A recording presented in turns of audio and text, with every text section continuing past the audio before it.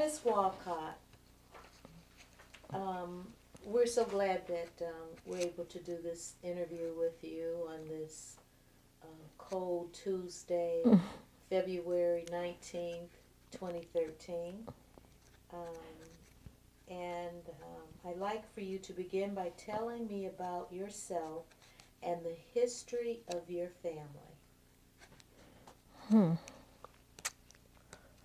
Okay. Okay. My mom and dad, Rowan and Maisie, were parents of three. I have two sisters. San Benita, is that what you want? San Benita, the youngest, and Janetta, who passed away last May, my middle sister. I think we came to Cleveland. My mother's family, they all sort of follow each other. My aunt, her sister and brother came to Cleveland, and they sent letters telling her about Cleveland, etc. This was back in 1940, maybe 44, 43. I can't remember when the war was over because I know the war ended a couple of years afterward, but anyway. And we came on the train. Soldiers was on the train, the four of us. My dad had already come. He got a job at Oco Waste Paper Company, which was a company that made paper, which was very vital to the war, whatever they were doing during those years. And I remember when on the train, the three of us, the soldiers were, of course, the coaches were separated then, black and white. But the soldiers that was in our coach, they got up and gave us seats. They fed us chocolates all the way to Cleveland. And when we got to coming into the terminal tower, I looked out, and I don't remember what month it was, but I knew it wasn't the winter month. But I looked out and I saw all these lights, and I said, "Mama, it's Christmas here." And so I remember her saying, "No, it's not Christmas." I said, "Look at the Christmas lights." All these lights was, you could see the city as you come into the city. So it was rather exciting. But anyway, in coming to Cleveland, we stayed on East 39th Street. And that must have been the 1940s, middle 40s. And one day, several months after we had come, maybe a year, I don't know, my sister Jeanette and I was out in the backyard playing.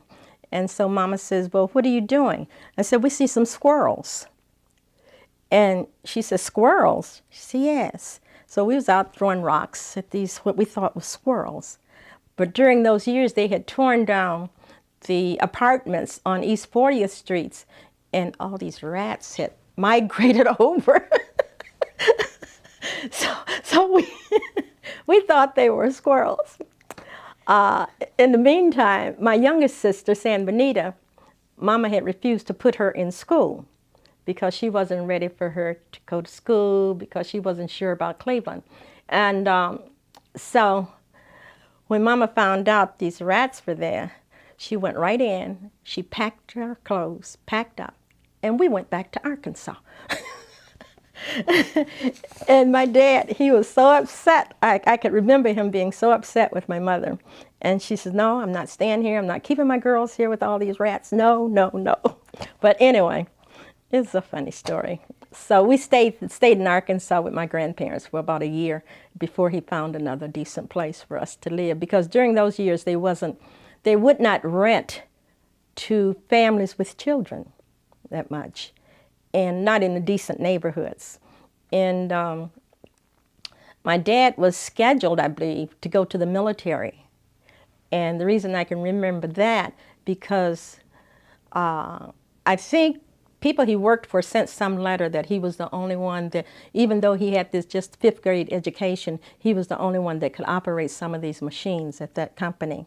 So that kept him out of the military, but during that time, I think the war ended and everything was okay.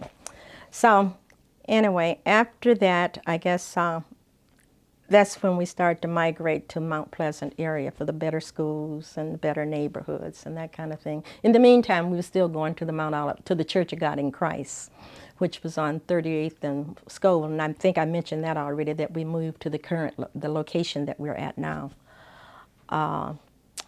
So, what else do you want to know about my family? What was your parents' full names, and where were they born? Mama Maisie Russell, born in Girton, Arkansas. My dad, Roland Russell, was born in Thornton, Arkansas. And as I stated before, we lived in several different little communities because the mill moved around during those years.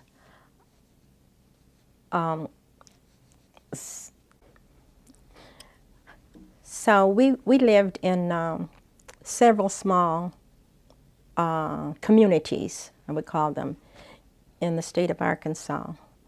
My grandparents, Mama's mom and dad, Fanny and Wesley Phillips, lived in Girton, Arkansas, in a farm area. I can remember every Christmas, my grandfather would bring canned food, canned fruit and vegetables, meats, because they had cattle, pigs, and you name it on the farm. And he would bring in a wagon to all of his children during Christmas or Thanksgiving, whenever, all these goodies to our house and to my aunt's house and whatnot. My mother, I think my mother had 11 brothers and sisters. I can remember her telling me about my grandfather didn't have the girls work in the field that much because he had sons. So that's something that sort of came up in our family, that the women in the family do a certain thing and the men in the family do a certain thing. When my youngest sister was born, now we lived in Murfreesboro, which is the diamond mine city, only natural diamond mine city in the United States. We lived in a city called Thornton, Arkansas, and Malvern, Arkansas. I can remember those three communities. My sister, San Benita, was born in, I have three sisters, San Benita and Janetta. I'm the oldest of the three. We're like 2 years apart, all of us. When San Benita was born in Malvern, Arkansas, my sister and I, Janetta, was sleeping in the next room because we had these little small houses. I remember we had this huge front porch and a back porch that my mother would allow my sister and I to play on. We couldn't go off the porch. So when San was born, we were sleeping in the next room, and I got up the next morning and I saw this baby with my mother. And I asked Mama, I said, Mama, who's baby? She said, Aunt Julie. Then there was the little country doctor there. And she says, Aunt Julie, the doctor gave the baby to Aunt Julie. Aunt Julie didn't want the baby, so I decided to take the baby and raise the baby with you and Ned. I said, oh, okay. I remembered that, so from that community, we moved to another community. So when I got there, I started telling people, San's not really my sister. She was given to my mother because my aunt didn't want her. So she was given to Mama because she wanted, she needed somebody to play with. So when the story got back to my mother, I can remember this because that's the only whipping I remember getting so bad. When the story got back to my mother, that's the only time I can remember her really giving me this licking, with the switch. And I couldn't understand it. And finally, that evening when my dad came home from work, we was at the table, and she told us, anything that goes on in this house, stay in this house. You're not to spread it out in the community. San is your sister, and I shouldn't have told you that. I said, but you said it, Ma, And she said, yeah, I said it, so it stay in the house, So from that point on, I knew that whatever was done in our house, I could not talk about it. So that was really a good lesson. And I didn't get many whippings with strap or whatever they did in those days, because I would cry if my mother yelled at me or my dad act like he was going to yell at me. I would break into these big tears, you know. So they didn't. So I never got any whippings or anything. But anyway, after that one. Anyway, we attended in Murfreesboro. We attended a school in the school house, we called it, because it was one big room. It was close to where we lived, and the white kids went to another school. So I thought it was because we lived in that area and we was closest to the school. Because after school was over, then we'd all play together in the creek. We had a creek. We'd go down there and wade, and some would swim. We'd catch crayfish and bring them back up to our playhouse. It was fun growing up anyway. I guess after we'd go to my grandfather's and my grandmother's, the Phillips side, my mother's, every Christmas, usually after the holidays, because we'd celebrate at home, then we'd go to my grandparents'. And my grandfather had this wagon that I mentioned a moment ago. And I know one time we went, and there was a flood, like, in an area. And I could see my grandfather coming across with these big stakes, you know. And he was checking the depth of the water. I guess I was, I don't know, I might have been 9 years old. And he was directing the car where to come, and I could remember seeing snakes that he had shot, you know, rattlesnakes, because it was like we called it down in the bottom, you know, and there were a lot of snakes in the area. So anyway, it was, I don't know why I'm remembering all that now, but it's coming back to me. So eventually, when we came to Cleveland, we lived in an apartment near the projects where the houses had been torn down, and so there was these rodents that had moved from where they tore the buildings down over to near the apartments. So my mother refused to put my youngest sister in school. I was in school. I was going to Case Woodland School. It's no longer there. It was right on 40th and Woodland. And so after she discovered we thought the rats were squirrels, she told my dad she's not going to stay here, and we went back to Arkansas. We stayed in Arkansas for about a year, and he found a better place for us, so we came back to Cleveland. And we lived in the Mount Pleasant area, where I attended middle school. My youngest sister was going to the elementary school there. And then I went on through the high school, through John Adams High School. What kind of activities did you do while you were in school? Well, I played basketball. I played volleyball. I ran track. And my first year in high school, we'd go to the football games, and I got a date. Big deal. I got a date to go to the prom. Well, I was just sitting in study hall, and I would watch the game out, and this guy would come over and he'd talk to me through the window, you know. And so he asked me to go to his prom.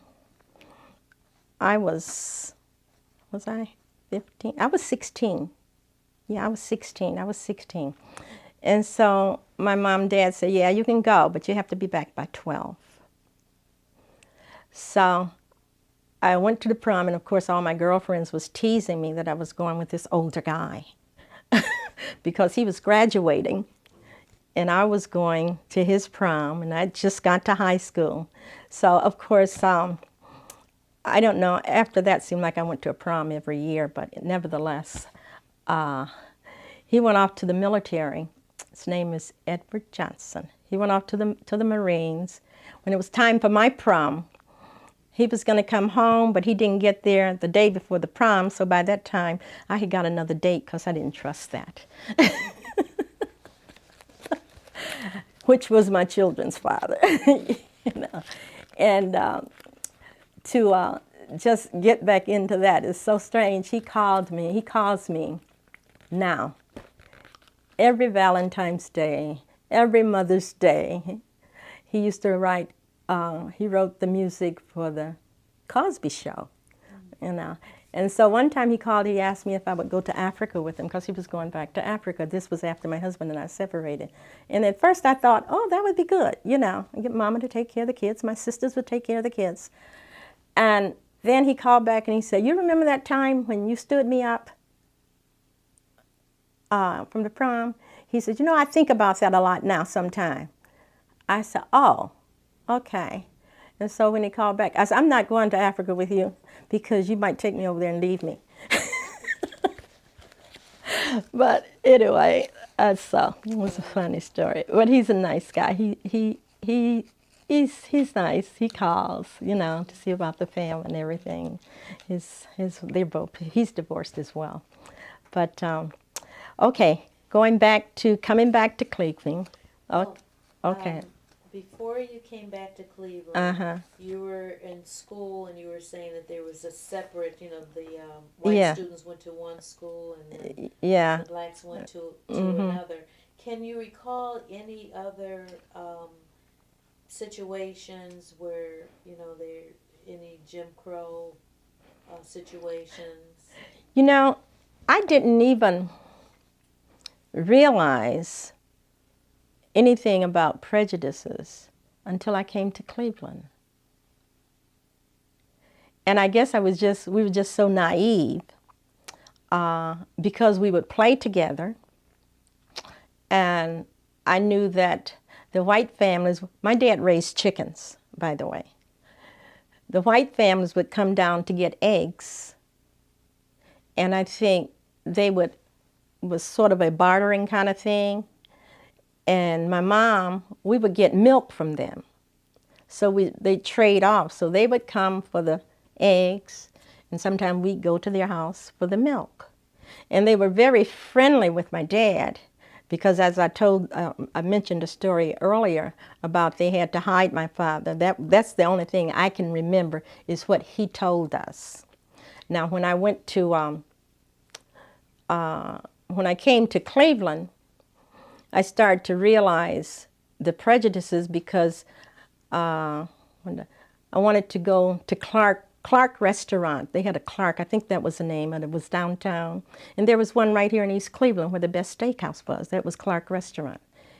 And blacks were not allowed to go there in Cleveland, you know. And that's when I started to realize more so about the prejudices is as I got a little older, you know.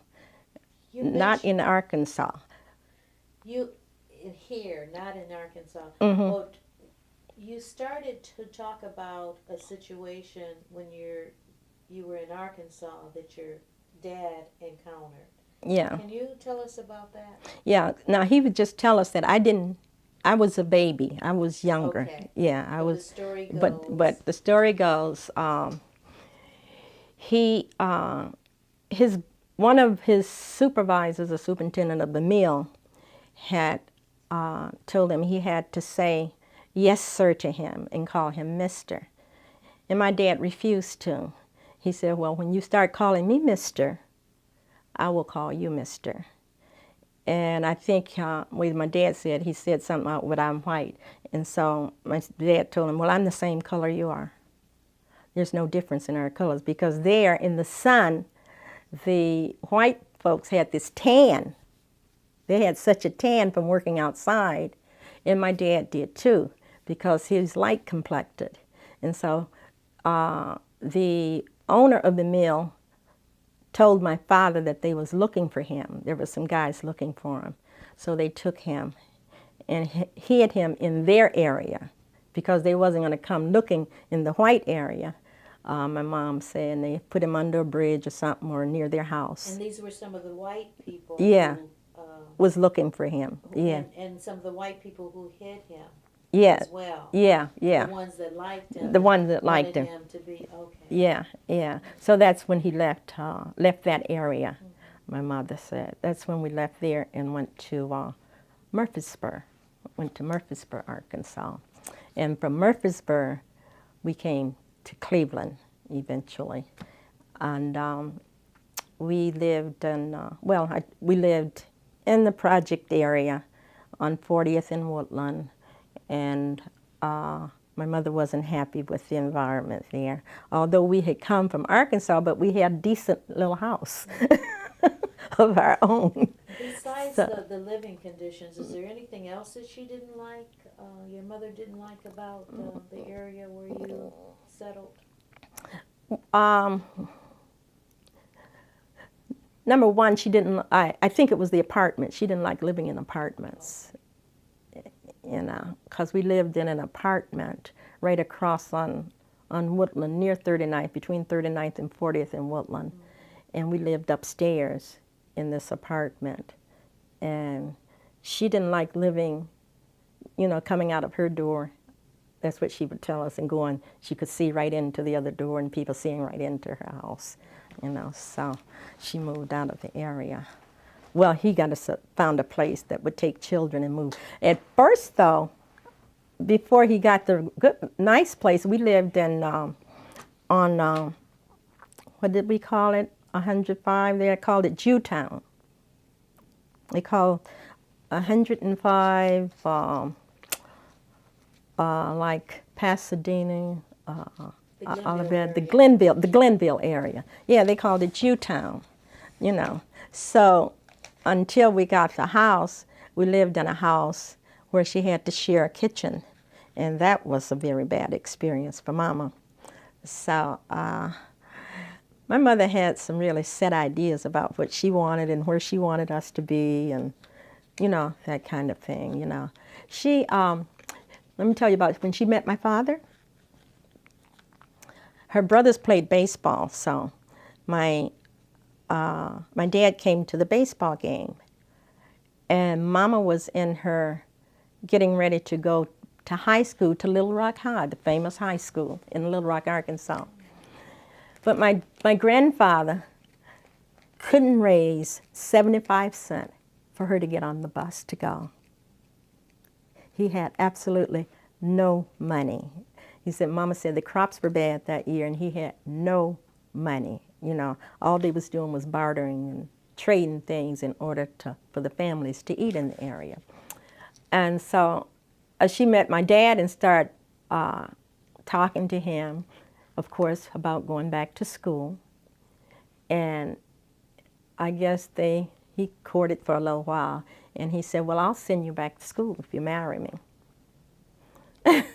So, of course, Mama married him, thinking she was going to go back to school, and they moved away from where my grandparents lived in Girton.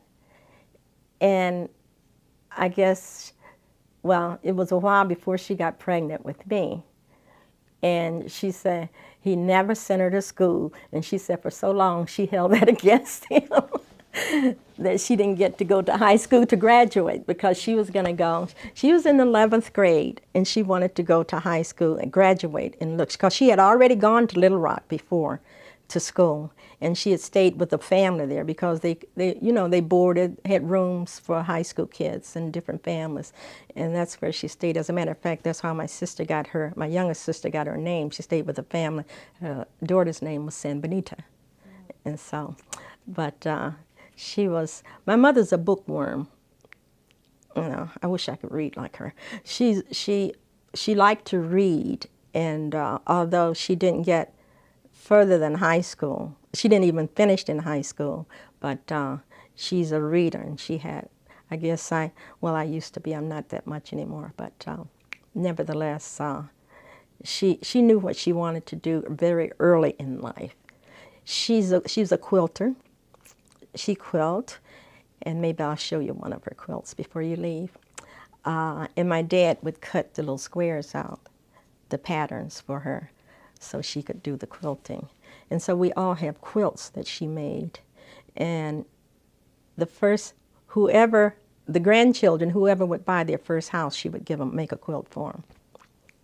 If they didn't buy their house, she wouldn't give them a quilt. If they didn't, own a home.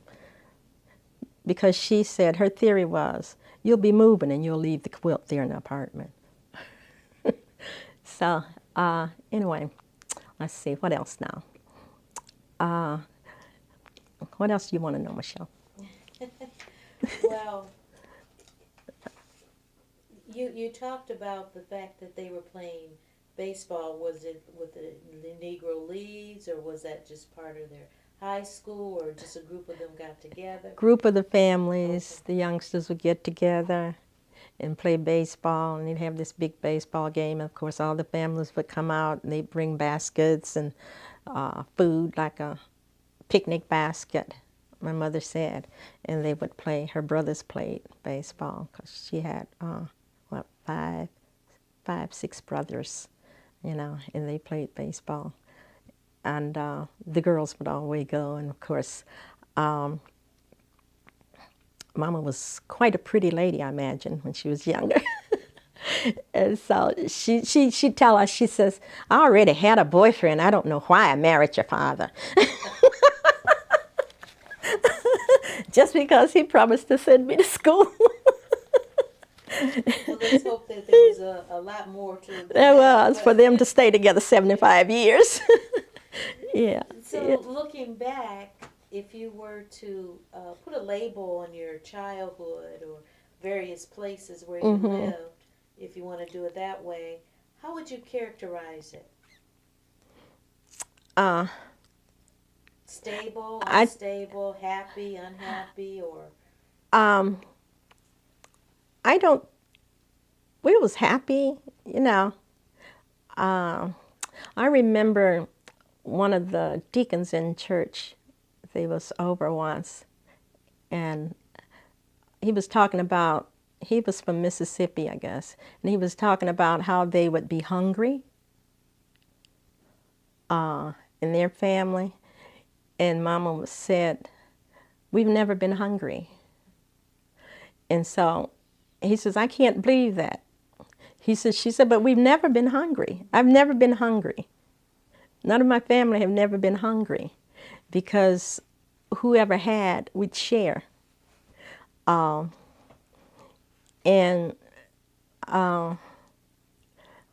think as my income was low, because for a while I was raising my children by myself, and I applied for help through the system, and they said I made too much money to get any help. And so every time I would get a raise, I would leave my raise. I wouldn't use it. I would put it in my credit union.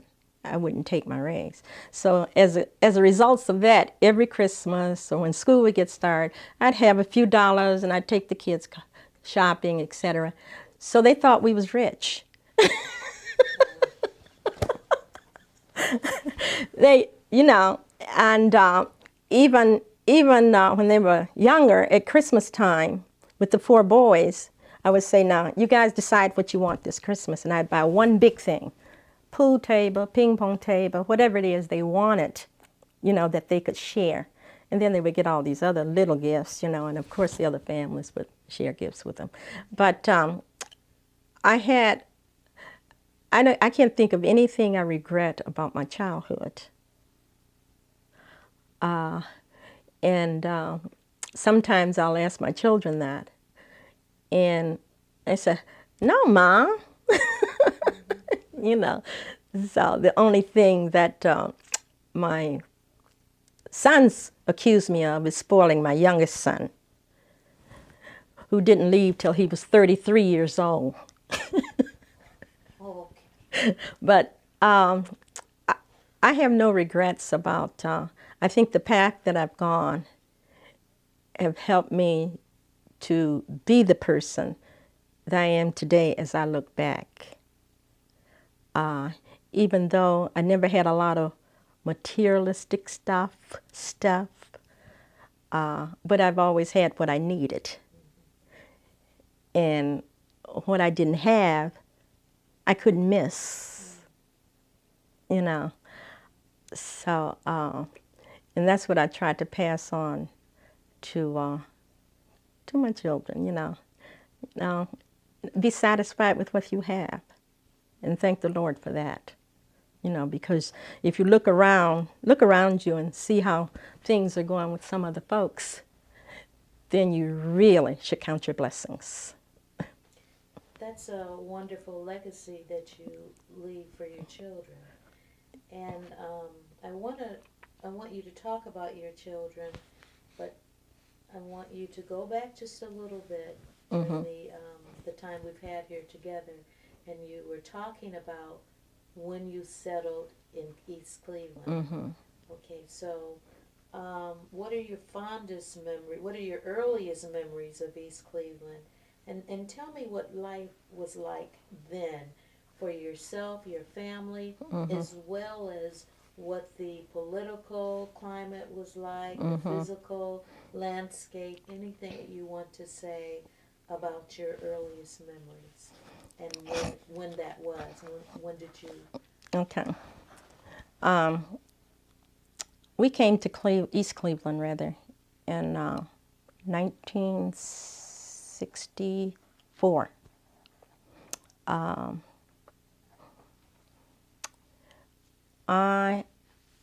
I was living in an apartment, CMHA apartment, and I had heard or read that they were going to start busing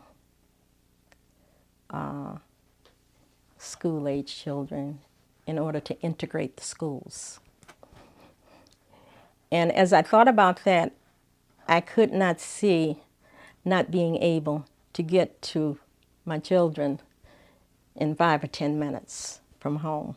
So that was the impetus, the driving force. The driving force, yeah. And better schools. I'd heard about East Cleveland schools. Okay. You know, they were really great during those years back in the 60s. And they still are. I still have a lot of faith in them.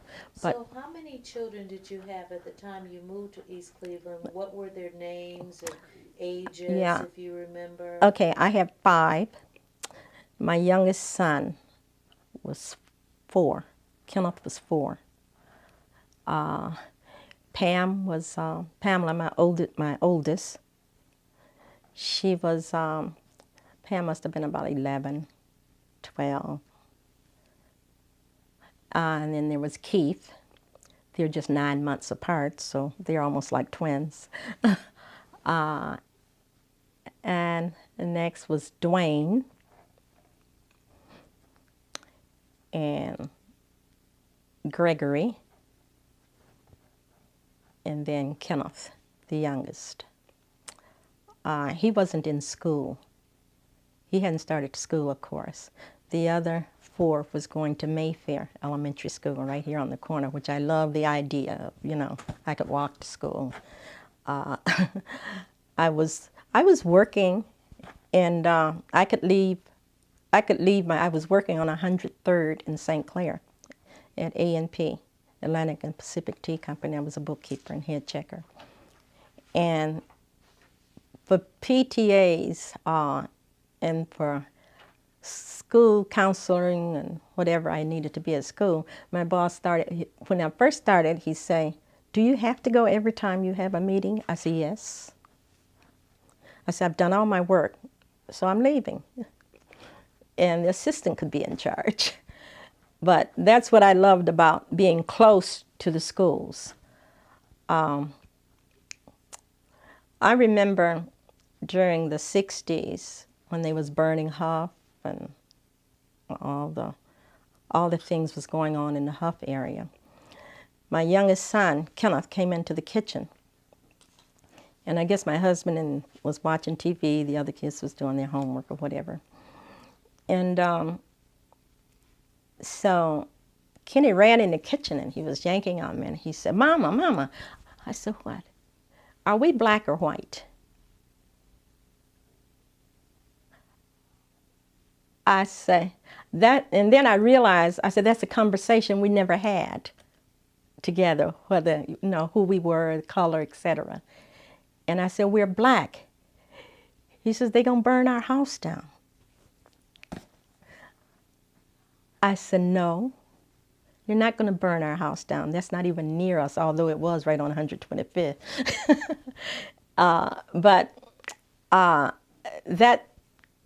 That question from him made me realize that we had never had that kind of conversation about the differences in race, because, you know, they had white friends and black friends and whatever, you know. So then after that, we started talking a little bit more about culture, a little bit, you know, just enough, you know, so they would realize and be proud of what they were. You know, of course, the older one, Pam, you know, Keith, they didn't say too much because I guess they was learning something in school. But anyway, when we moved here that year, we had, I think there was 4 black families on the street. Let's see, the Suttles, the Jennings next door, the folks that are across the street. Now, these are people that are still here. The Willises, the Williams, and those are the only one I can remember. As a matter of fact, the Suttles wasn't here when we moved here, but they came shortly afterward. Were you close, knit, since there was Well, a few of you? Since there were, well, not that much at first, because I guess we were all really busy, because the Suttles, they had like 6 or 8 kids, boys, and the kids knew each other, you know. But I just met them, and that was just about it, because I was, you know, with the kids, children younger, going to work and doing the things you had to do here at home. You know, you didn't really have a chance to visit that much, unless we were out in the yard during the summer. But it was really strange, because after the second summer, now all the other houses they were all white. After the second summer, I was outside, and I realized, I said, where did everybody go? So this When did they move out? 1967, That was yeah. I was in about 67. Going maybe going as late as the 70s before everybody moved out. So you questioned that. Yeah. Did you ever get any answers? Did you find out what was going on? Well, I found out. Let's see. Oh, there was a little white church right on the corner of 4. Cute little church, ideal looking little country church. So one morning, I got up one Sunday morning, and I said, oh, I'm moving slow. I don't have time to get the kids to Sunday school. So I dressed them, got them. I said, you guys hurry up and get dressed. Go to Sunday school on the corner. So I had them looking as cute as I wanted them. And they went to the church on the corner. So shortly after that, they came home. I said, what happened? And Pam said, Mama, they said we couldn't come to that church. We had to go to the church at the Y. We wasn't allowed to come there. Wow. How did that impact your children? What were your thoughts? My thoughts were, what kind of people are we living around, you know? And, of course, I didn't take them to the Y. I went up, and I just stood in the back of the church with my kids. And then I just turned around and walked out and went on to my own church. Because I was a little kind of rebellious, because I led pickets and whatnot sometime along the way. Before you got to East Cleveland? No, I had one in East Cleveland. Okay, we're gonna yeah. So I belonged to, by me going to PTA and I was on the 1970, yeah. I was on the Education Task Force. And I was looking, that's why I had this notebook here. I was looking at some of the minutes a couple days ago after you start talking about this, where I was on the task force, and I was reading some of the conversation, and our conversations were basically around the separation of the students at the schools and the lack of communication in the schools. And natural segregation of the students? Yeah, the white students in cliques, the black students in cliques, and that kind of thing. And so in one of the minutes I was reading, the superintendent of schools, was the superintendent or somebody, well, whoever was on the committee, he was talking about that so much, and he asked, when he started talking about that, and my comment is in the minutes, it says, well, they're doing the same thing you guys are doing. I say, you don't come to my house, you don't invite me to yours, so they're doing the same thing. What else do you expect? Something to that effect, and because that's in the minutes. And then I know one time. Do you remember the response? Or yeah, it's in the minutes there. I'll show you that later. Okay. But for the sake of this conversation, this interview, can you tell us what you recall in terms of the reaction to your statement? I don't think they gave a verbal statement, but they were just, from what I can recall, they just looked at me strange, as if you got a lot of nerve, kind of thing. What was the percentages of blacks and whites at that time at the school? At the schools, I think it was like about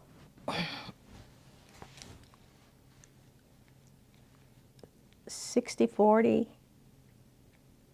something like that. But it still was a high percentage, 60 white. Yes. Yeah, it's a higher percentage of white at the time than it was black students. And then I know when I went to one of the meetings, I can remember this real well. One of the folks asked me, well, what do you all want for your children? I said, what do you want for yours? The same thing. That was basically my answer. But we went through a lot of that until finally I went to a Kiwanis meeting, and they was going, I don't think they was going to in the Y at that time. I think they were going from home to home. So I invited them here. And of course my husband said, why you do that? But nevertheless. What was the purpose? Why were they?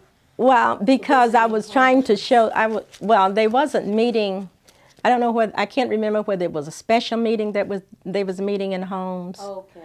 But I know. It was for the purpose of meeting. They weren't just paying people visits just to see what's going on. It was for the purpose of meeting.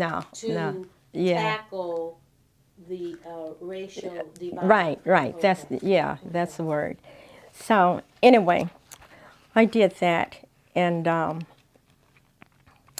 I guess in the 70s. So they came to your. They came to the house. Yeah, they came to the house. You know, and of course I did my little coffee and tea thing, and they had their meeting, and so after that things sort of leveled out a little bit. In terms of the relationship and the participations, and then I guess I was appointed. Oh, that's getting to the political part. That's okay. Oh, still yeah, I was appointed to the CA Citizens Advisory Committee by the then manager, either Gaskill or Grant Anthrop, one of the two. What what position did they hold? It's the same, it's in existence now, but the council don't use it to their advantage as much as they should. They just started it. It was about 50 of us, and I have the minutes from that as well. It's 1970. We was looking at the charter, and at that time, the commissioners received $100 a year. So we was trying to increase their salary to $1,200, and the president of the commission to $15. It was voted down.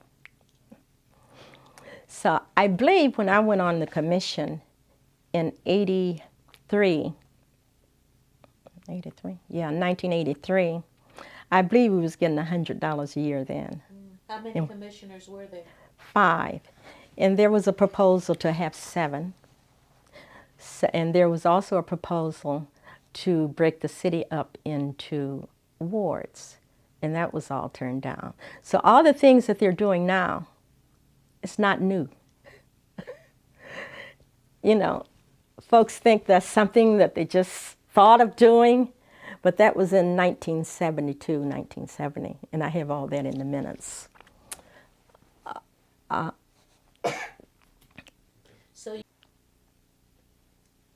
So you saw the flight.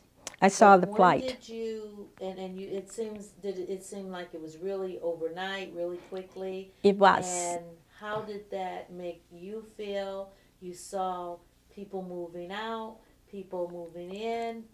So, sounds like the record, doesn't it? Temptation, ball of confusion. So, how was it changing? How did it appear? Well, to me, it appeared that they were running away from the black families because the black families was moving in a lot on a fast pace. Were you aware of redlining? Did you know that was going on? I wasn't aware of redlining then until I was on the council for a while.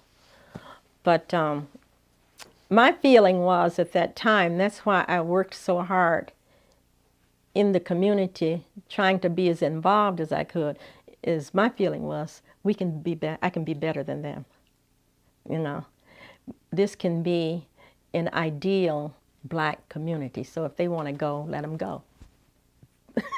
Whoever want to leave, let them leave. But if enough of us get together and make this an ideal community, black community, then so it's on them. Let them go. But I guess the things that my parents had instilled in us is the fact that they're not better than me.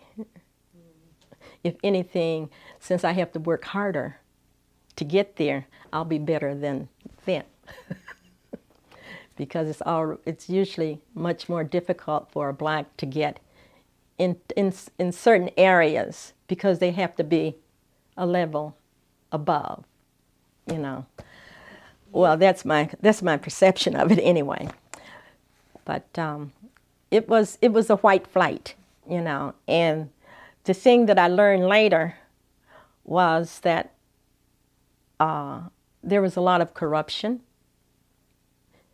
Even when the commissioners when it was a manager commission form of government, the infrastructure was going bad before we came, and then after we got here, you know, then it's blamed on the people that are here. As a matter of fact, when we bought this house in '64, the inspectors came out, and they went on the 3rd floor. And they said, oh, this is not on file.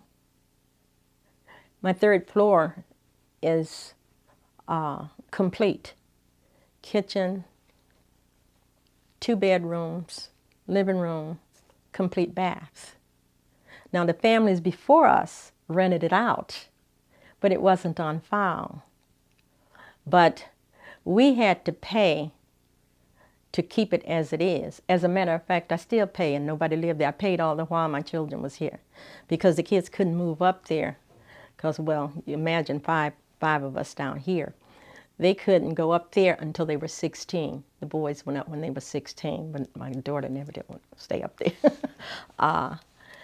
And we had to pay a fee to keep that license on the 3rd floor. Even though we have nobody there, you know, it'd have to be grandfathered in, because they're not issuing them anymore in the city. At least they're not supposed to be issuing them. I don't know what they're doing now. So, and that was one of the other things that, you know, they just sort of buried their head in the sand about a lot of things that was going on in the city. And then when blacks start moving in, then the inspections got so high. I mean, you know, so regular, especially on the double families and on all the families, you know. So you're talking about how you have seen the city change over time, and I want you to continue to elaborate on that. You've also talked about what you think contributed to some of those changes.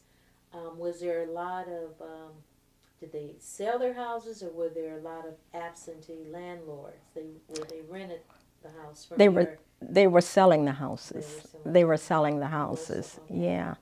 And then in those years also, it's about 1970, 75, I don't know, maybe later, in the 70s, that's when the city received a big chunk of money, huge chunk of money, the most they'd ever given to any community. I forgot the amount of, but during that time it was a big chunk. So they started a survey.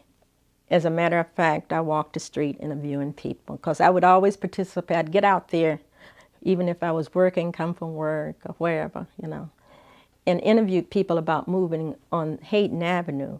The company was A.D. Little that came in.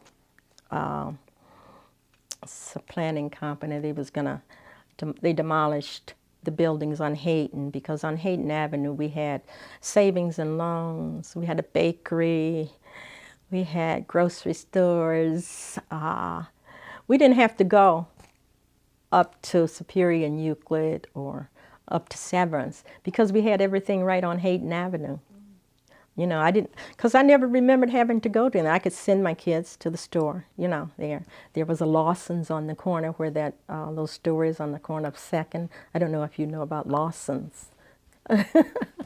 But, you know, we had everything right here in the community. So anyway, this company came in, they got this huge chunk of money. They came in and they did the blueprints, they demolished the buildings, were supposed to relocate businesses, which they did not, and they were supposed to relocate families that needed to be relocated. To my knowledge, they didn't relocate too many people.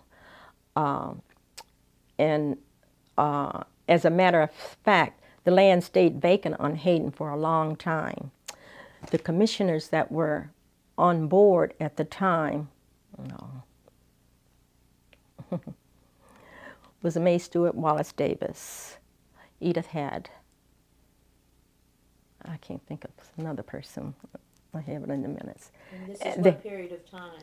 This was in the 70s, late 70s. They started to demolish everything up there in the 70s. And they stayed?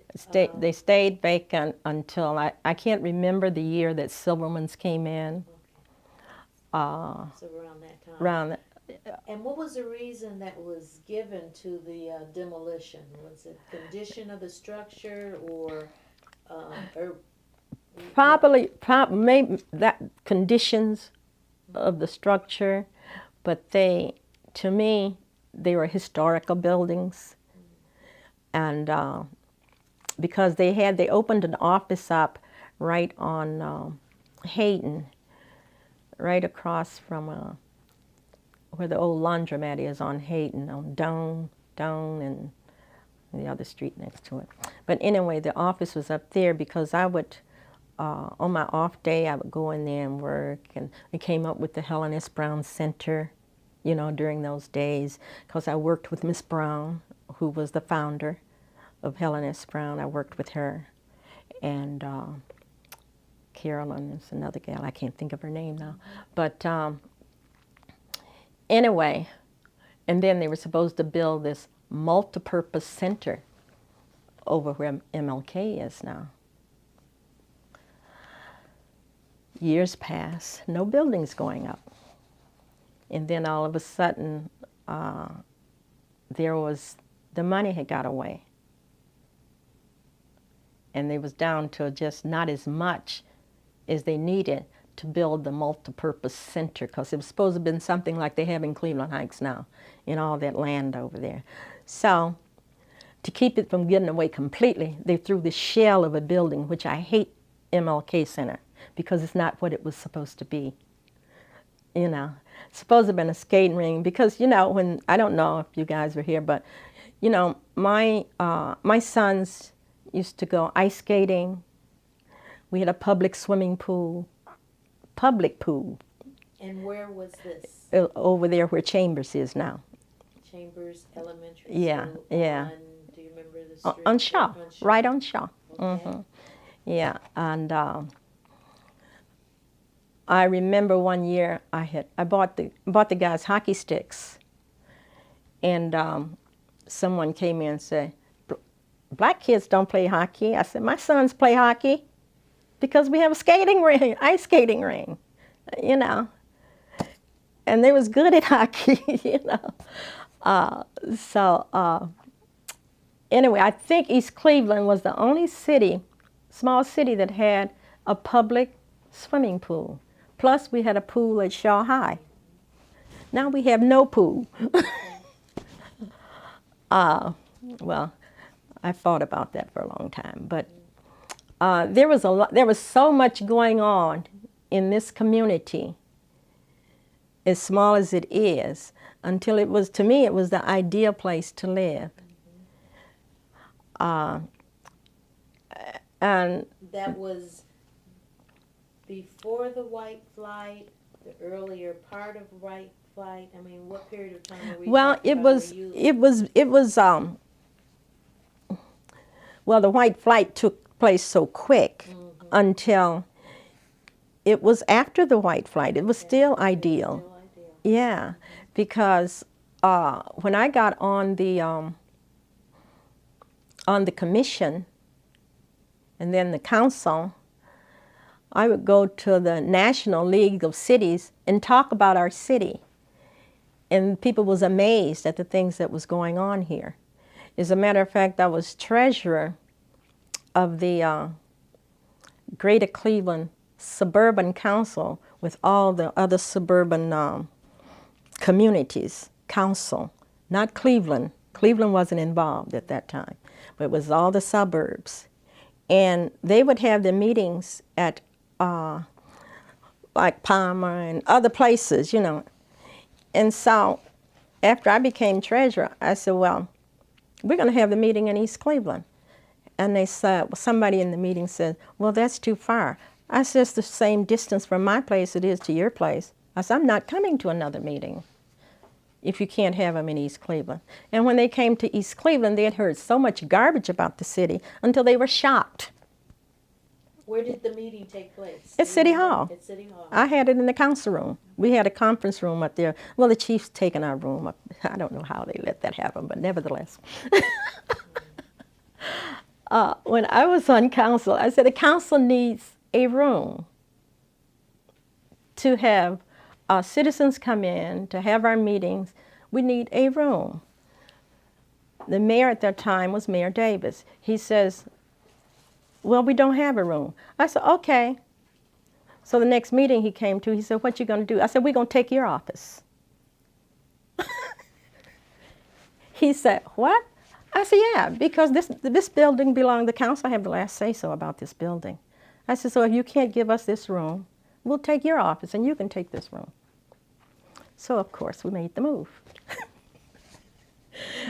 And I don't know why and how the legislative body allowed any mayor to take their conference room. You know, where do you go if you want to talk to a counselor? Conference room.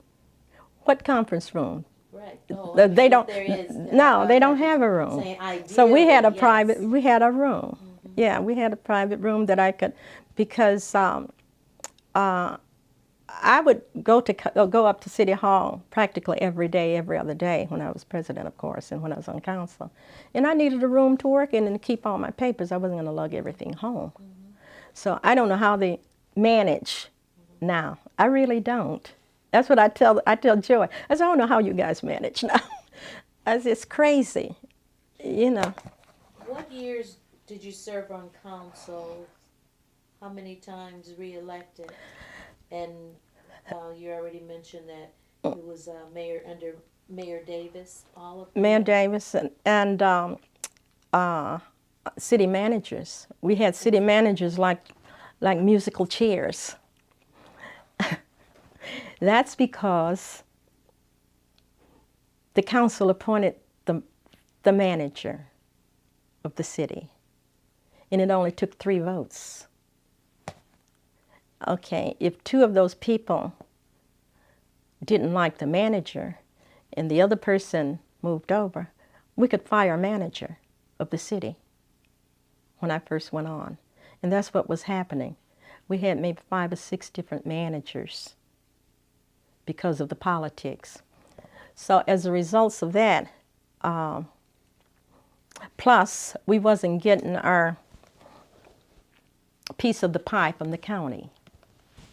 They used the demographics of East Cleveland for years, but we wasn't getting the right proportion of that pie as a result of them using our city and our demographics in order to get the federal funding that the county was getting. Meaning they would include parts of East Cleveland into their Cuyahoga County. Into the whole, yes. Yeah. Okay. Yeah. Did that change you at all? The only way that changed is when we changed the form of government. Several of the people was against that. Several of the people that was on the commission and council at that time, they was against the change. But that was the only way we had to become, quote unquote, more political, because it was non-political with the manager commission form of government. Mm-hmm. And personally, I like the manager commission form of government better. Because? Because it's running a business. The manager is a businessman. He runs the city like a big business, you know. And he don't have to be political. He don't have to be out here yelling and screaming about what the council does and what this does. He didn't have to do that. But I think the thing that I didn't like about it was the council had the authority to hire and fire him. Or the commission. The commission had the authority to do that. So that's the part I didn't like. So I led a thing in 1984 to change the form of government. There's another person that goes around talking about they are responsible for it, and I think somebody knows who I'm talking about. But I was in the attorney's office in Terminal Tower every day working on that. Do you feel comfortable saying who that is? No, I'm not going to say because I don't, okay. No. But again, when did you serve on council? What years and all of the administrations? I started in '83 on the commission. Okay. Started as a commissioner. That was with May Stewart, Wallace Davis, Edith Head. The president of council at that time, Davis, he appointed me chair of the finance committee. When I got ready to call my first meeting, he says, well, why are you calling your a finance committee meeting? I said, because I don't know anything about the operation of the city. So I started with calling the judge in. And he wasn't able to produce a lot of records. And I put it in the minutes, and I made some stuff public, that really made me nervous. My husband said I run my mouth too much. But as a result of some of the things that happened in those finance committee meetings, there was an investigation. And the investigation from the auditors came, and they hauled all the records out of East Cleveland through the front room window, the file cabinets. They opened up the windows, put a dolly in, in the window in the front, and took file cabinets out of the judge's office and out of the finance office. I was at a skating party because we had at MLK, and somebody told me that what was going on. That was in 1984. What was going on? So I'm new on council, on the commission. So I told my husband, I said, I'm going to go up to City Hall. He said, you don't need to go. I said, I'm going. You drive me up there, I'm going. And I went up and asked them what they were doing. They said they was taking the files. I said, what do you have to give you the authority? Meanwhile, I'm new on the commission. Mrs. Stewart didn't come, Wallace Davis didn't come. I was the only one there watching them haul all the records out. Was the press there? They were, I believe they were out front, yeah. Yeah, because he had pictures, he had all kind of stuff. But anyway. So what was the result? The results was, I asked to see the records. And I went down to the county building. They had just dumped our records in a room. Just dumped them. So, as a matter of fact, a person got up at the last council meeting and was making a statement about it. And I told them after the meeting, council meeting, I say, some of the things you said was not true. He says, why you say that? I said, because I was there. He says, I was too. I said, well, you must have been hiding because I didn't see you. Okay. So what was it? What was the... So after that, that's when the corruption, they unveiled. The judge went to jail. The finance director was investigated. The judge who? Judge Mosley, I guess. Yeah, Mosley. Judge Mosley was incarcerated. The finance director, Jack Urban, was indicted. I don't know if he ever served any time. They investigated Wallace Davis, May Stewart, the Edith Head, and Willie Pace. I was the only one that wasn't investigated because I was new. I didn't know what was going on. And at the public meeting, when they said how much Wallace Davis owed, he went in his pocket and pulled out his money and paid. Edith Head didn't have any money. So I believe Miss Head served some time. And I believe Mr. Pace served some time. And I don't know what I don't know whether I should be mentioning these names. I probably don't. I don't know whether I want these names, and you know. But we'll talk about that later. Yeah. It's good that you're doing this, but we'll talk about that. Yeah. So anyway, I know Miss Head served some time, which I felt really bad for her. And I think Mr. Pace served some time. The other two didn't serve any time. Okay. But I think somebody's son was in trouble as a result of some of that. And all of it, a lot of it was involved with the AD Little money, the monies that we received from the federal government to build the MLK Center. Okay, now you mentioned that someone at council most recently talked about what happened, Mm-hmm. and what did they say happened? They said that they didn't touch some of the files in the courts. Well,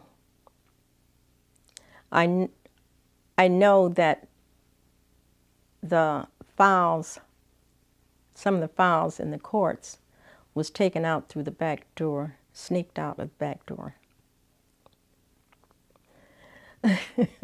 So that's why I told them, I said, you didn't tell the whole truth. I said, you must have been the one that was hiding, because I was there. Mm-hmm. Okay. No, none of the other commissioners would come up to the building. Nobody. Nobody. And I stayed there all night until they finished. And I just sat there in the hall and watched, because I didn't know what to do. They had their papers, the sheriff was there. You know, I'm a little neophyte, so I didn't know, but I know I said, well, I was elected. I'm supposed to just sit here and see what's happening. Anyway, after that, I came out of office. That's when we started the change of the form of government. And Mr. Fisher, and I can't think of the other attorney's name. Oh, he was in, their office was in the Terminal Tower, and they lived over in Bracknell.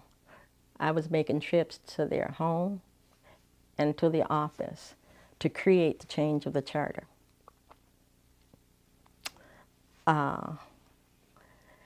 And then, of course, when we got ready to, some other people came out and started lobbying for it after all the language was in place. But they didn't put the language in place. It was a white attorney, not a black attorney. So, and he had previously been the city law director who I was working with. That's how I knew him. But anyway, that's when I went to Congressman Stokes. I went to National League of Cities. One time I went and I talked to the congressman, and I love him. And I had my little agenda. And I was asking for a certain amount of money. And he says, well, Gladys, that's just a drop in the bucket. We can't deal with that little bit of money. I said, well, you can give us some of the big money. My feelings were so hurt. But nevertheless, after that, that's when I started working with him and asking him about the legislation that he put together, that only the city of East Cleveland fit into the parameters of what the legislation said. And so we were the only one that got that funding from HUD, because I think it's under 50,000 you had to have, and we was under 50,000 at that time in a city, a home rule city, something like that. Do you remember what the award amount was at that time? No, I don't. I probably have it in some of my papers. I saved too much stuff. I keep saying I'm going to dump all this stuff. I have minutes. That's why I was saying I could remember I pulled out this stuff. This is from 1969, from where I served on a couple of committees. And I save stuff, especially where I have my name on it, so that if anything comes up, I can say, well, here it is in writing. Here's the legislation, da-da-da-da. But anyway, after he created the legislation, then that's when we became entitlement city, and that's when I came out of office. So I served 2 years, 1983 to 1985. Served 2 years there. I came out and started working on the charter change and lobbying to get people to vote for the changes and whatnot. I stayed out for 2 years, and when the charter was changed, we changed it to mayor council with the 5 councilors. We had 5 commissioners, we had 5 councils, and they were all running at large, nonpartisan. So I went back and I pulled these out so I could remember. I came out in 83, 85, 86, 87, 88, 89. I guess I went back and served four 2-year terms. Stayed out 2 years, served 4 2-year terms. And then I came out again to take care of my aging parents, because it was just getting a little bit too much. And because my mother and father lived upstairs. And I stayed out for 2 years and went back, I guess, in 2001 and served, I think I served 2 4-year terms. I served about 16 to 20 years, I don't know, on council. And each time, well, I was elected president most of the time. One time I was elected and then they removed me. After about 2 months, they got together and voted me out. But that was fine, because when you're president and chairing an organization, you can't express yourself as much because you have to listen to other people and you have to keep the meeting in order. So you can't be as vocal as some of the other people. So I didn't mind at all. But then they voted me back in the next year. So I was president most of the time that I was on council. I was president of council. And then I think back, I said, well, was I really strong enough, or, you know? But then I say, I was who I am, so. But anyway, Well, it's a lot of stuff. Sharing, you know, the various ways the city has changed over time, and so that we don't leave anything out. I know you covered the political climate very well. You even talked about some of the housing, the codes, and how that changed. And you talked about the urban renewal that was slowed, and the reason why. Is there anything else in terms of the types of individuals coming into East Cleveland? Have you seen, what kind of changes have you seen as it relates to them? I think we have a lot of absentee landlords now, a lot of rental property. Early on, it wasn't a lot of rental. If it was rental, it was like a family. But now, it's okay. People have to have places to live. But seem like a lot of folks have lost faith in elected officials. And unless we go out and promote our own city, then we're not going to have anybody coming in. Too often I hear people talking too much about the negative part of East Cleveland, even the elected officials. I don't remember doing that too much when I was elected. I don't do it now. I don't, just in this conversation. But if I'm at a meeting and they know I'm in the room, some of my buddies will jump up and say, don't talk about East Cleveland, Walcott's in the room. You know, some of the organizations, like, you know, Black Political Action Committee that I belong to. And I worked with the congressman in the, 21st Congressional District. I worked with Arnold Pinckney, you know. I worked with a lot of the guys, you know. Helped run a lot of campaigns here in East Cleveland, presidential as well as Barbara Boyd, Representative Claudette Woodard, and a lot of them. So I don't have any regrets about what I've done or what, you know, but I do feel very sad. That's why I don't go to council meeting. You know, it almost brings tears to my eyes to see what's going on up there now, you know. And I talk to them, not in public, one-on-one, but I call them one-on-one. Mildred, I loved Mildred Brewer, you know. We worked together. She was just, her personality was just different from mine. You know, that's all. But, you know, and then I might not have been the easiest person to get along with, because once I made my mind up, I would stick to my guns, even if I was the only one voting on something. But then, on the other hand, at the next session, if I did some research and I came back and discovered that I wanted to go a different route, then I try to explain that. That's what I try to tell them privately sometime. It only takes a couple sentences to explain what that legislation is about. Don't sit there and say, we voted, it was on first reading last time, we had a committee meeting, now we're ready to vote. Now call for the vote. That's a no-no. That is definitely a no-no. And have you seen any changes with you talking to them? A little bit. Okay. Joy changed it a little bit. Because I told her, I said, that's terrible. People need to know what you're doing. They don't know about that legislation. All it's doing is giving the preamble.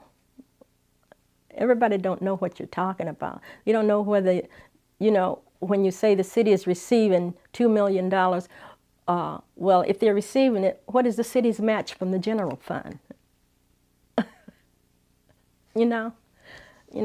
What is it for? Now, when you use it, say something about we have accomplished da da da da da as a result of the money we received. But I don't hear that enough. But I get it, and I know the reason because I talk to the clerk all the time. There is a citizens group, a citizens advisory group. CAC. Did you have an advisory group during your administration? Yes. And did you feel that it was beneficial? And if you know anything about the current advisory committee, can you talk about that and answer, tell us whether or not you feel there's some positive things that are coming out of that or not? I have not. I think I went to one of their meetings. So they are, the ones that are there now, I don't think they have a full board. I think each counselor can appoint 10 people. So it could be a body of 50 people. Like when I was on it in the earlier days before I got into the council and commission, I served on it. And it was about at least 50 people, 45, 50 people on it throughout the city, business people, educators, lay person, which I consider myself, I'm a lay person. And it was very beneficial to me during the time that I was on because I would try to attend the meetings and I always would try to get their reports of what they're discussing, and to see if the council could implement it or they needed anything from the council. I don't know. I know they've appointed people already, but I think my biggest beef now is why they haven't appointed, not they, the administration, appointed a charter review commission. There's no charter review commission in place. They talk about all the things that's in the charter that's obsolete. Well, you can change it. Appoint a charter review commission. And they don't have one in place to change all those things that they have to vote on up there, If the salary is too low, sure, $40,000 is way too low for a mayor, But then you have to do it the right way. And I have shared this with the mayor. I said, you know how to change that? You knew you was going in office. You could have done it while you was on council, president of council.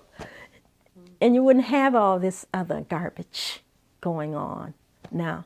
You could have changed it, And because we had tried to change it at one point, and it didn't get through. We didn't get it to the ballot or something at one point, sometime when I was on council. And it didn't get, didn't get to the ballot. But yes, any group that is appointed, and it's all in the book, they have all kind of groups that they can appoint to assist them, They have a cable review committee. I had a cable review committee to review that cable. I don't understand for the world of me what's going on with that cable. We had people on the Cable Review Commission appointed, you know, and it wasn't just, who was on that? I can't think of his name. I can't think of the man's name. But he knew a lot about cable, and, you know, they'd monitor the cable stations and meet with the cable guy and meet with us. As a matter of fact, council is in control of the cable, but I don't know what in the world is going on. We had the cables. The cable was right there in the office. We had our own camera. And I don't know what happened to it. We bought a camera while I was there because we wanted people to go out and do things in the community that the regular guy might not be able to do. So we purchased the camera. Now, what happened to it? See, it's like I say that because whenever I go to council meetings, somebody will say, "Well, why don't you get up and say something?" I said, "No, I don't need to say anything. Y'all listened to me 20 years." When you were on council, was that also your modus operandi? You felt that you would talk to people one-on-one as opposed to voicing it, you know, when you were in session? Yes. So that was Yes. not just now. That's just how you. Yeah. I talked to the people in my committee meetings, Okay. and one-on-one. But as far as like the other week, I heard somebody say, "Well, the council was in such and such a place." They have a law that the council can't be in places discussing legislation and what is it called? Mine went blank. Nevertheless, they can't meet in a place and discuss what's going on at council anymore. Not 3 of them. Okay. 2 of them can, but not 3. Okay. Huh? Okay. Now, what about your children during all, you know, this time when you were Everybody thought when I'd run for office, they thought I had this huge committee of people. I had a core group that I worked with, but I had contacts in the community when I had something public or needed to get literature dropped, and that kind of stuff. My sons would come in from California, Denver, get off the plane and go on the polls. I'm sure they love that. And the thing is, see, by them going to school in East Cleveland, they knew a lot of people. And my children knew a lot of people. And that, my stepchildren would do the same. So I had all these people, but they were my family. You know, I had people on the Cleveland police force, but nobody know who my family is on the force. So they come in. But so, did any of them get involved, or any of them politically oriented now, or? No. They,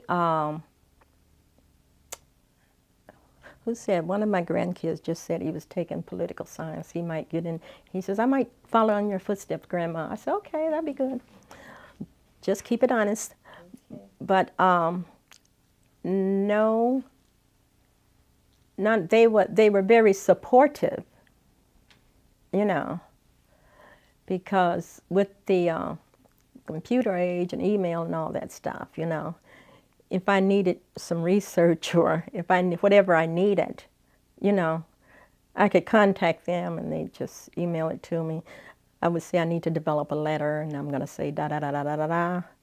So you do the language, because I'm not good at sentence structure and I don't want to look bad on paper, da da, you know, that kind of thing.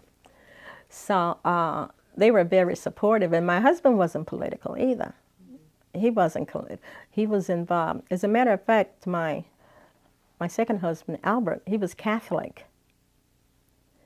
And he was more so involved in the Catholic Church, the Hunger Center, Knights and Ladies of Peter Claver and all that kind of stuff. But he was very supportive until he would come to council meetings. And one time he came to council meetings and he was going to start, somebody said something to me, and he was ready to get violent. So I told him, no more council meetings for you. You stay home. But yeah, all of them was very supportive. As a matter of fact, my dad would work on the polls. You know, my mother would be home making food, you know, in the earlier days. So it was, because we have a really large family, you know, right here in the city. But I see it's not necessary for people to know who my family is. Right. Well, by number, how many of your family are in East Cleveland without naming them? None. None of them. Okay. Not now. Okay. No, none of them now. One's in Cleveland now. Okay. I have a daughter in the courts, the magistrate Okay. in Cleveland. Okay. Now, what are your fondest memories of East Cleveland? Oh. I guess I would say the earlier days when I would go to the baseball games that the kids was in, go to the Chiefs games, and go to the Shaw High School game. I was with the Booster Club. And the street club meetings, we had, instead of, we had civic associate, okay, this was back in between the late 60s and up until the 80s, I guess. We had civic associations then, and it was based on the school district. We're in the Mayfair district. I must have had 8 or 10 street clubs that was organized in the Mayfair district, in the school district. Then they had the Prospect district, the Chambers district. So they had civic associations, and then we would get together when there was something big that we wanted to do. And that worked very well back in the earlier days. And it was really nice going to those meetings and meeting all the people on the other streets, you know. And we had, as a matter of fact, I had a list of the names of street club presidents during that time, that we'd get together and plan different things. I think I just enjoy doing things that make the community better, make people happy. I think I'm on my high when that's going. As the kids like, Mom, you really get high on that. I said, well, it's what I enjoy doing. So, and when they would go, you know, they could go ice skating, and, you know, they'd go up to Forest Hills, and I'd try to find them. They'd be in the woods. They'd go skiing on Ski Hill, you know, because they would let them ski up there at the time. Before we had the Martin Luther King Civic Center, the recreation office was right in the little building right next to City Hall. That's where their office was. They worked out of there. There was a building right next to City Hall where the parking lot is. That was really long time ago. So where did they park the police cars? They're parking there now. I don't know. I guess they parked in the back. And they still had room. They still had room. Personally, I just don't feel like the police should take up all that space. I used to tell the chief about that. Because where are the citizens going to park when they come? There should be a section for citizen parking. I shouldn't have to walk across the street when I want to come, you know, to pay water, do whatever I need to do up there. And then it was nice to just go up to Lawson's, go to the bakery. Savings and Loan was on the corner, you know. It's Shaw, and as a matter of fact, the building is there. Maybe some of the entrepreneurs will develop and do something with that building. It's a historical building. And the sign is still there, savings and loan, right on Hayden. That's the only one that's still there, you know. And the street, I enjoyed the street club meetings, having the meetings here. My husband was president, and I was president, and whatnot. So, and we'd go from house to house. It was nice. It was nice. And I still think East Cleveland is more like a neighborhood instead of a city, because you almost know practically everyone, every family that's been here a while.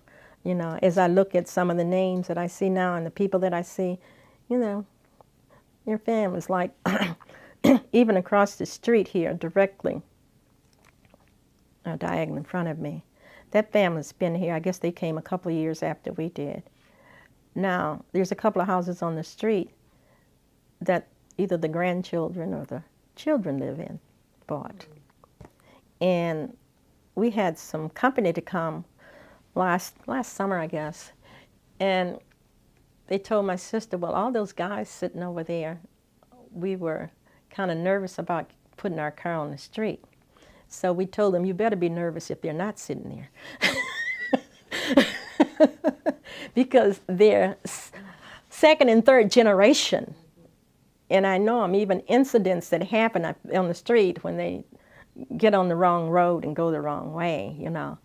Some of them will come over and say, parents will say, well, Miss Walcott, what can we do? I know somebody got caught with their car and police took his car. I said, you go up, and they wouldn't release his car. So I said, you go up to City Hall and you talk to the officer in charge as nice as you know how to be. Be polite, be nice. If he curse you out, still be nice, you know. And they'll give you your son's car keys to go get his car from wherever they store the cars. And so she came back. She said, Miss Walcott, I got the keys. I said, okay. I said, all you have to do is respect people, respect their position. You have to respect their position. No matter what they're doing, you respect their position, you know. So, anyway, because that's on them, how they act. But anyway, what was I supposed to be talking about? Well, you did that. You were about my talking fondest about members. Your fondest memories of East Cleveland. And I know you were involved with the garden.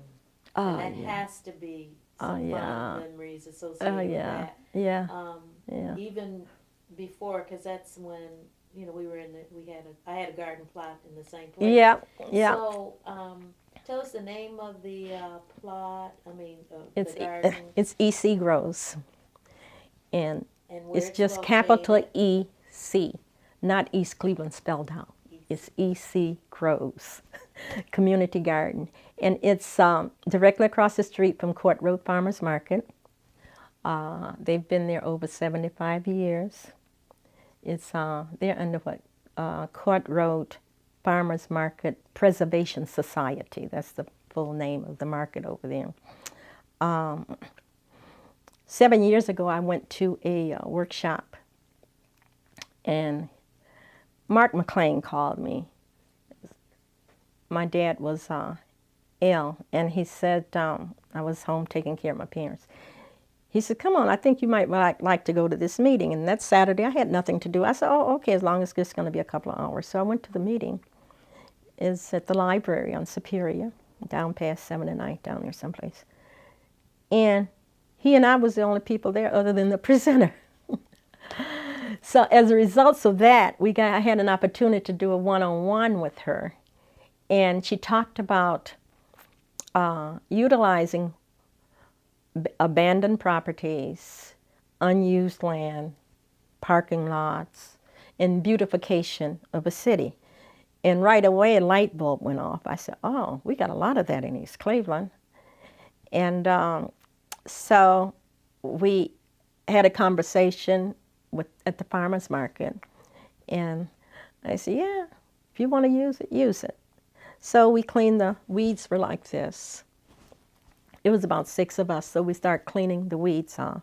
Then the gal from the health department, she and her buddies came over, and they started helping us to clean the lot off.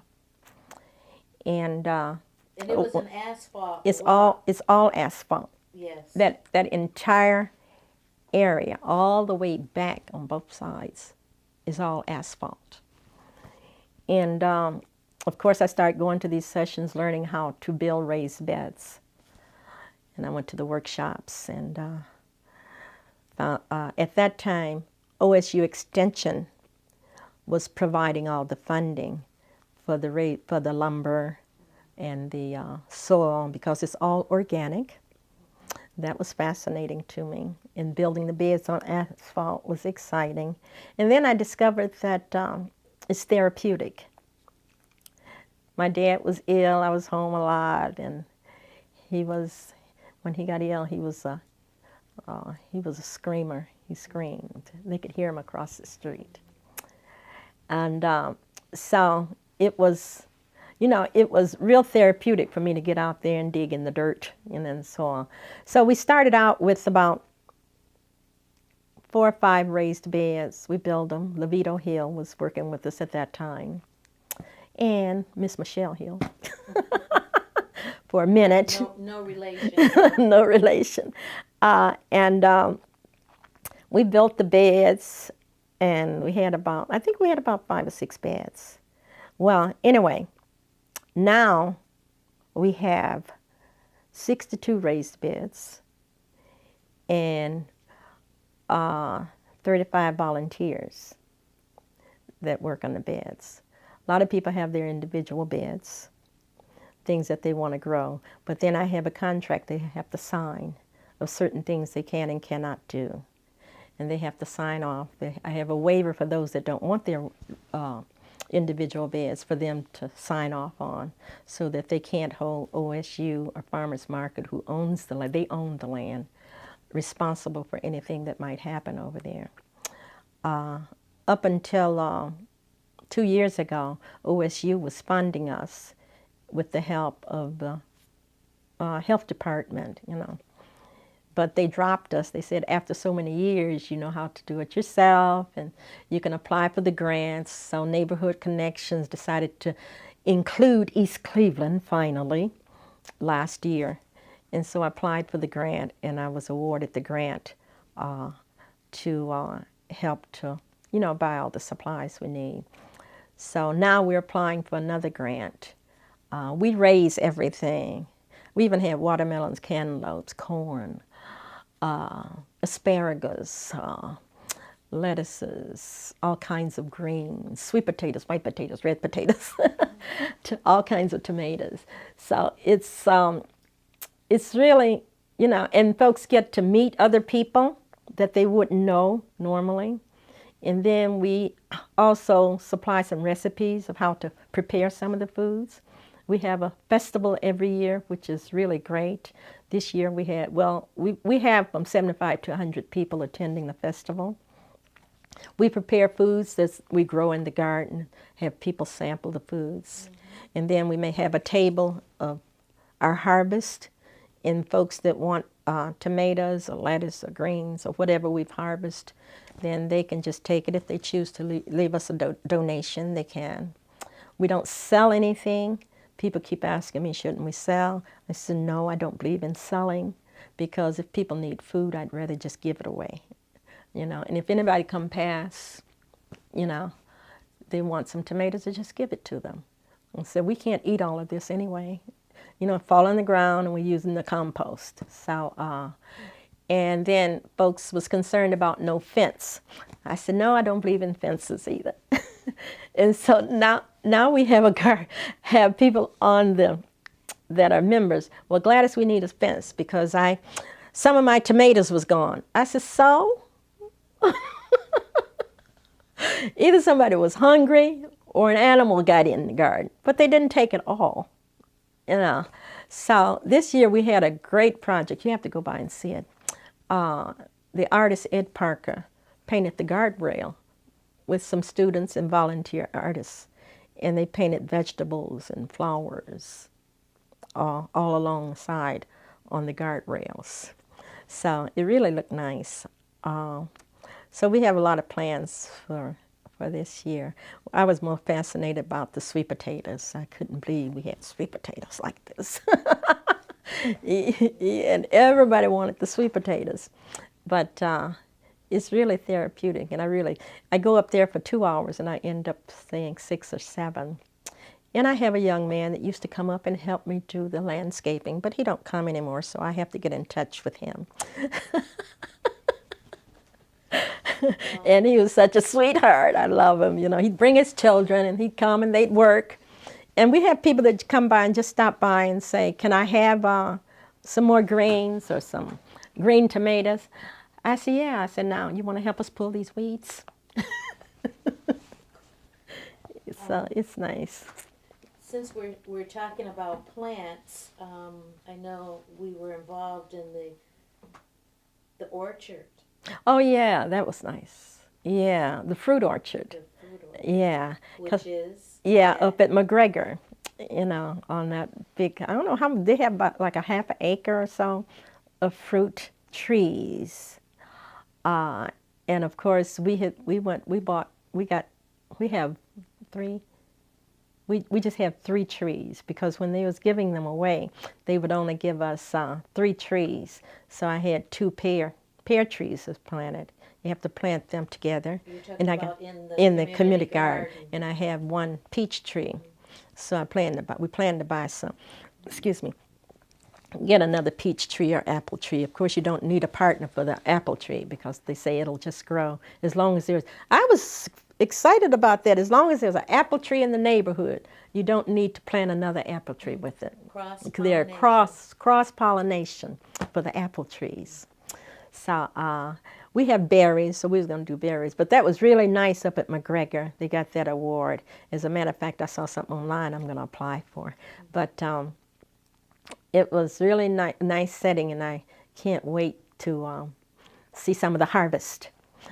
I don't know if they were miniature trees. They were miniature trees. They're not the big ones, I don't think. Yeah, they're all miniature trees. So they will eventually. They'll grow. Oh. That's how they start out. Okay. Yeah, Okay. The pruning, it all is indicative of the pruning, and there were like 5 different types of fruits there. Okay. Yeah, so that was nice. I had gone to a workshop once before on planting trees. So at the time, we couldn't figure out how to get through the asphalt. So we rented a piece of equipment from Home Depot and dug down deep enough in order to plant the trees. So we meet 2 times a week, Wednesdays and Saturdays during the season. Our first meeting is the 16th of March, which is late for us. We usually meet in February, but we're going to meet then at the library. So. Well, Gladys, we talked about issues having to deal with racism, and we know how it impacted your parents and also you. Tell me how you feel that has impacted the city of East Cleveland. Do you know any neighbors who experienced out-and-out racism? Or your children, as they were, any experiences they had in school? And of course, one of my sons had an experience in school early on. I would usually check their papers, sometime during the week, and the reports and whatnot. And his grades had been very good. And they failed him. But this particular teacher hadn't given any kind of warning or whatever, notice about his grades are dropping, but his grades hadn't dropped. So I went over to the school and I asked her why, to try to find out. She says, well, he's just so solemn, he never smiles. I said, that's why you failed him? Yes, he's got to learn to be a little bit more outgoing. I said, but that's not in his personality. That have absolutely nothing to do academically. So she said, well, the grade stands. I said, okay. So I went to the superintendent, and he wanted to know, well, I was Henderson. Miss Henderson, what do you want us to do? I said, I want you to give him a test him, and put him in his regular grade, because by not passing him, that's going to have a bigger effect on him, because he worked hard, and he don't have to smile if he don't feel like smiling, So he took the test, and of course, when he went back to school, he had, they had already received the documentation that they would put him in the upper level, because he had not, it was an error on the teacher's part. What grade did he end up getting?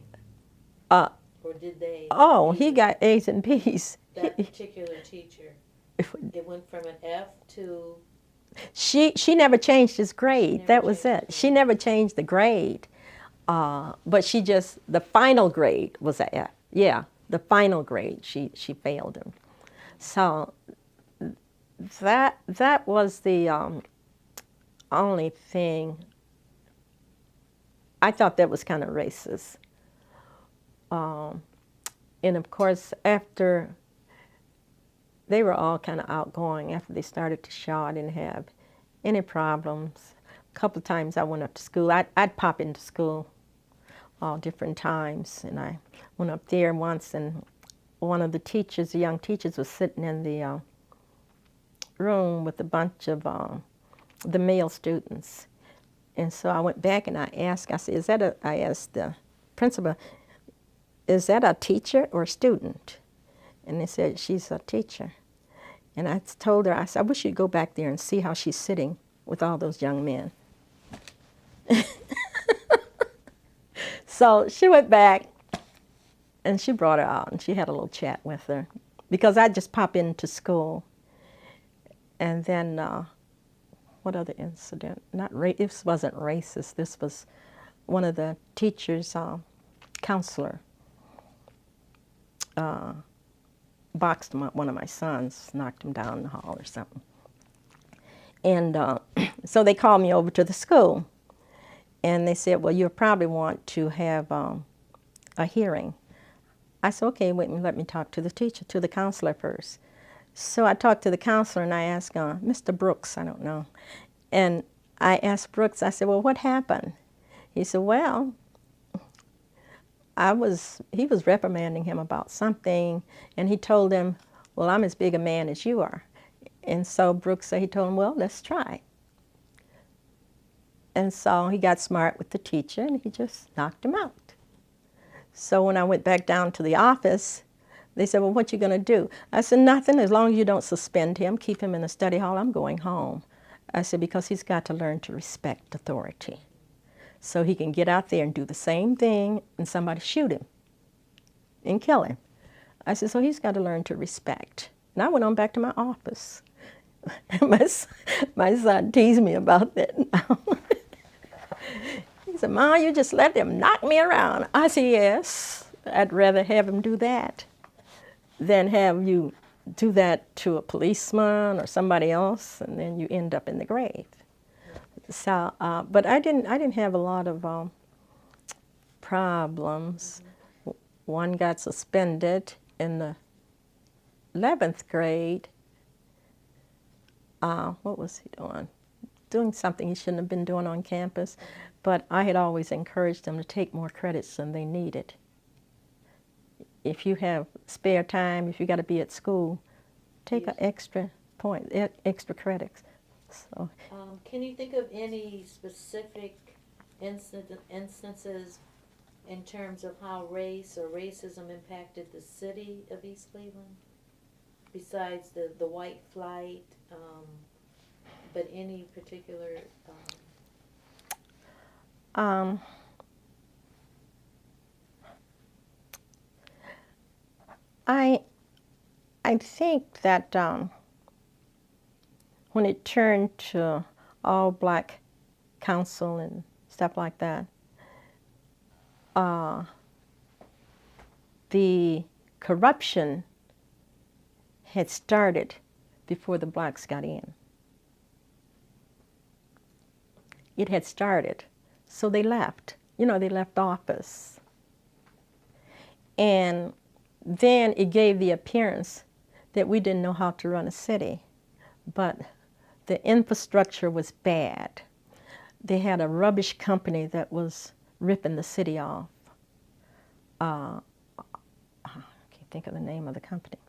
That hauled our rubbish out, because we used this waste transfer station at that time. And they wasn't weighing properly the garbage. So the corruption was here before the city was really integrated like that, before the blacks got on the council and the commission. Because we took the rubbish company and went to court. It was a lot of mess about that. And there were a lot of little things that was done that had happened internally that maybe the masses didn't know about. So after it became all-black council or commission, well, it never was an all-black commission. Yeah, it was almost.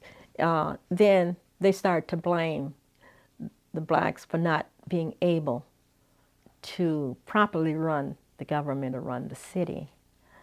Then they didn't, the inspections wasn't done, because early on the inspections was done so to the point that they knew every family and how many children was in the school system from that family early on. There were real good documentation that was kept. They knew that I had 5 children. They knew my sister, after my parents moved, had 5 children. They knew there was 10 children in this house. So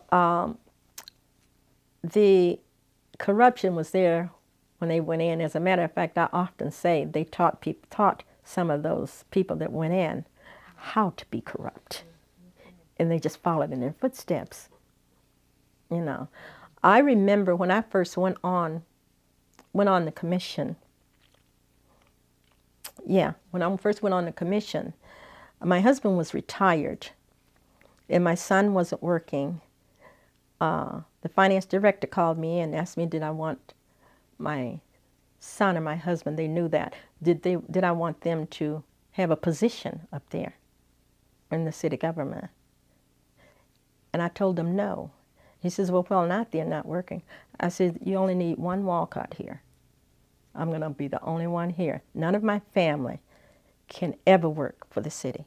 I don't want any of them working for the city. The reason I know that, because when the FBI came in, they played the tape for me. Oh. They had the whole place bugged. They played the tape. And then the rubbish company, they knew I was trying to get a new drive. I guess I had got estimates or something. So my husband called me one day and told me I was at the travel agent, because I was a travel agent too. Called me and said, somebody's here going to put the drive in. Did you call them and tell them you had accepted their proposal? I said, no, I'll be right home. And when I came home, it was the company that was hauling our rubbish. They said, well, Miss Walcott, we heard you needed a drive. I said, yeah, but I didn't contact you. I said, if you don't get out of my drive, I'm going to call the police. So all kind of favors.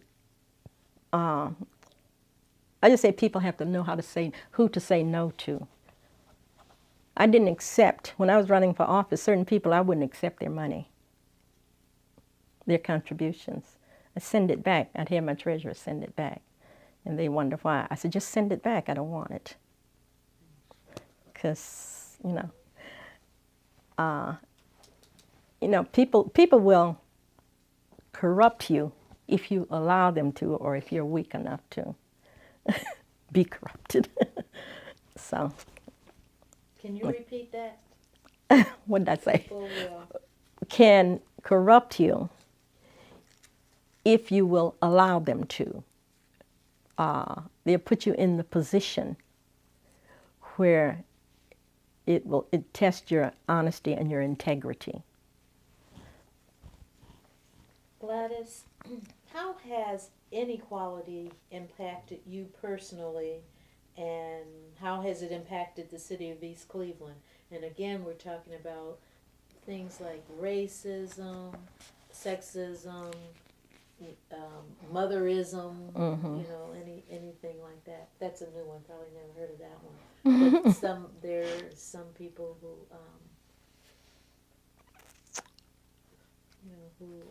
are unjust or don't deal with moms the same, or single women. I mean, it just depends upon the subject of the inequality. You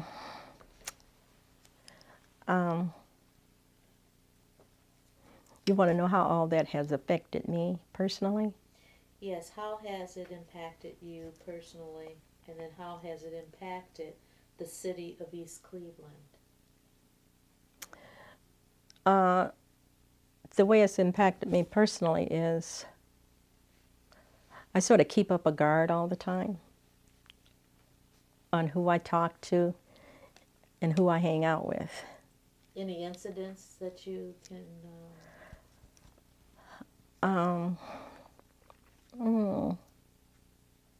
Well, like I know of situations where some people have accepted invitations to go to dinner with contractors.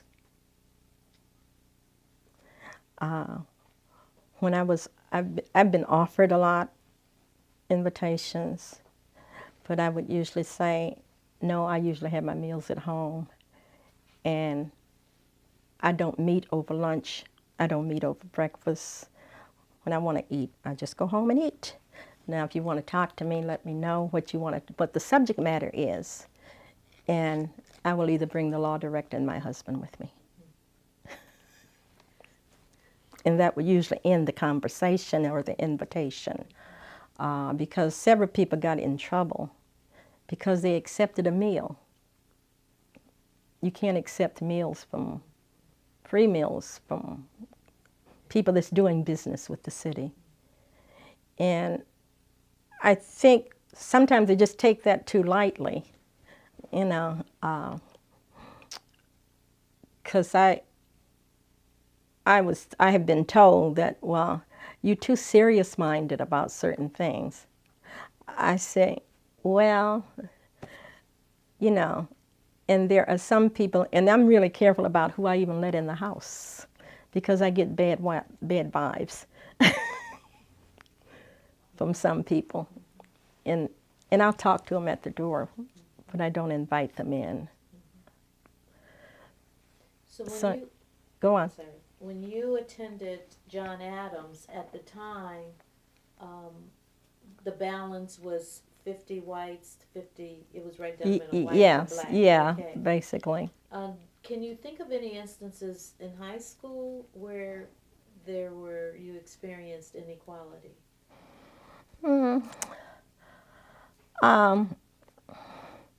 There were cliques, not, I can't remember anything as it relates to the teachers or the instructors, but we have a luncheon every year now since we've gotten older, and we usually have 300 to 400 people at our luncheons from John Adams. And it's a mixer. That's why we have so many, because we have mixed years. And so when we lived in Mount Pleasant, we lived across the street. Our neighbors were Italians, Hungarians, right in the neighborhood. And one of the guys that lived across the street from us, he came to he was at the luncheon the last time we had a luncheon, because my girlfriends come from Detroit and all over. People come from abroad sometimes for these reunions.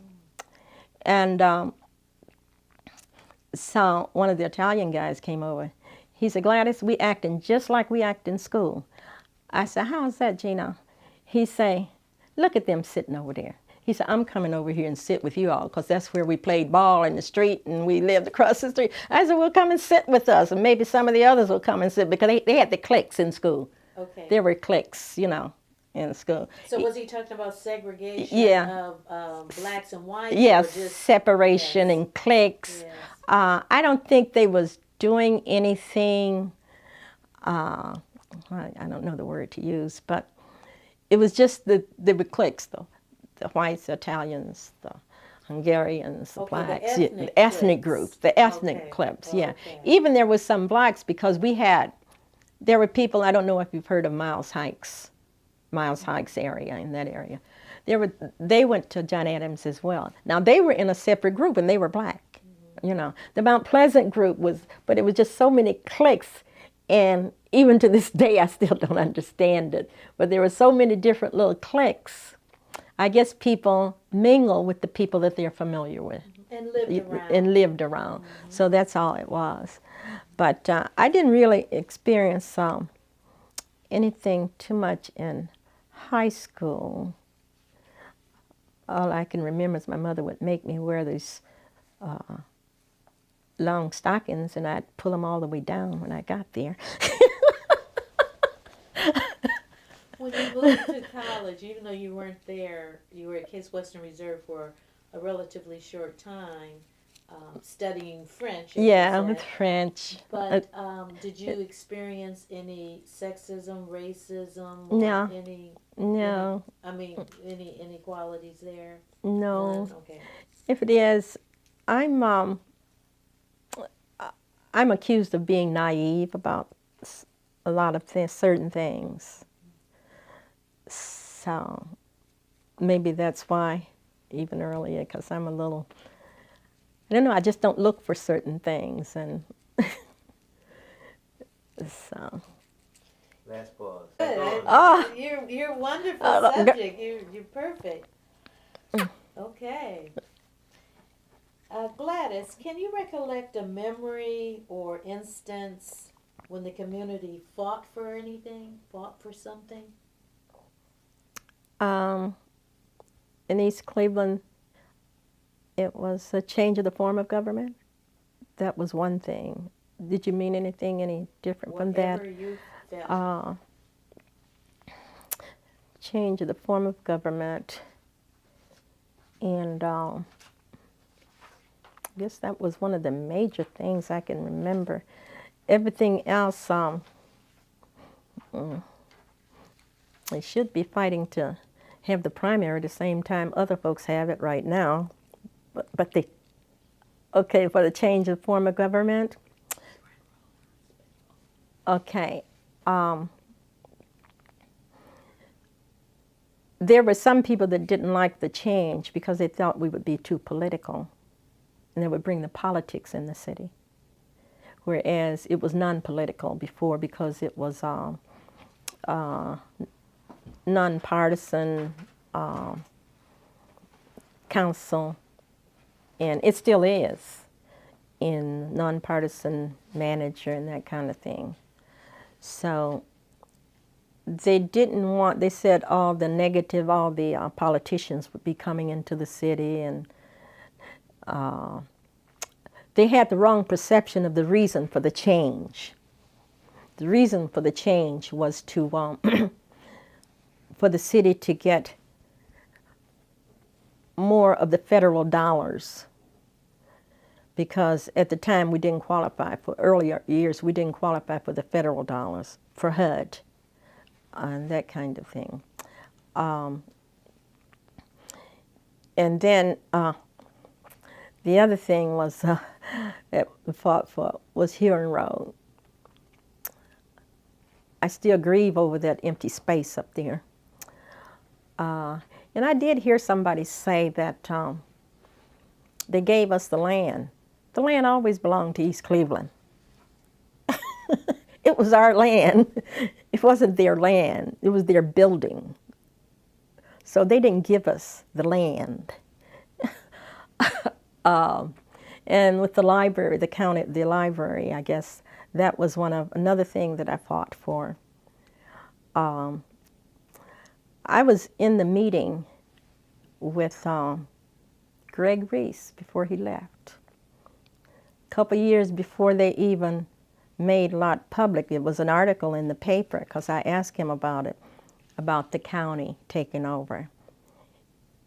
And I just called him and asked him. He says, well, I'm going to invite you to the meeting when this, the Baldwin Wallace study comes in. So the things that they presented to me didn't convince me that we had to change over to the county. Because if we could do everything with, well, we had 3 libraries, number one. And if we reduced it down to 1, what is the problem? You know, you're not spending as much. You don't have as many employees.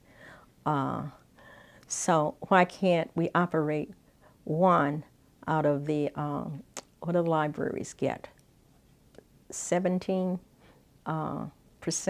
of the real tax. I don't know, I can't remember the percentages. But the libraries get a big chunk. The schools get the biggest chunk, we know that. And the library get the other bit, and the county gets another little bit, and the city gets a little bit. So anyway, they couldn't convince me that our library would serve our community as it is now, the black community, and would provide the things there that we should have as black people. The concerts, the use of the room. I figured the county would turn those rooms into what they wanted it to be throughout the county. And it would be sort of a cookie cut kind of thing. And as far as the finance is concerned, I was in a meeting with the treasurer and Mr. Reed's school board people. And they asked about the library being open on Sunday. She says, oh, we have enough money to do that. But it's not open on Sundays. Even if it was open a half a day, maybe they have it open on a Sunday when they have the concerts and whatnot there. Maybe it's open then. But I just couldn't see it. You know, I didn't think it would service our people. I didn't think we'd have. I feel that they would take some of the things out of there that East Cleveland had inherited down through the years, like the presidential papers that are there, that was there. Well, now they're stored someplace else, they say, but I'd like to see documentation of where they're stored. The Flu Ellen artwork that's there, that was exhibit that was designated just for East Cleveland. So if the county take over, they could take anything out of there they want because it's their house. They can move anything out they choose to move out. You know, so that was my main objection for the library. And I couldn't quite understand why the school board, who's the appointing authority of the library board, how they wasn't in tune to all of that when it first started happening. You know, they were the last to come aboard to have any say-so because they had the last say-so. They had the last vote and the final vote. And that's the only way we was able to keep the library because they voted no. And I can understand how, and then I asked somebody, well, what do we not have in our library that the county provides? What do we not have? And the only thing they could tell me about was passports or something like that, you know. I said, well, got a post office. But anyway, that was a big fight. I worked with some people on that. The library and what else? Oh, Huron Road. Did you at all get into the fight to save, I guess there was a jazz club that was in East Cleveland, the East, I can't even remember the name of it. East was part of the name, but you don't recollect that happening? No, Okay. I don't recollect. Okay. The only thing I would fight to save, and I don't know why we did, well, I'm not doing anything about it either, so I can't say, is East Cleveland Community Theater. You know, I can't understand why we're not getting some of that, the fundings to do more with the theater.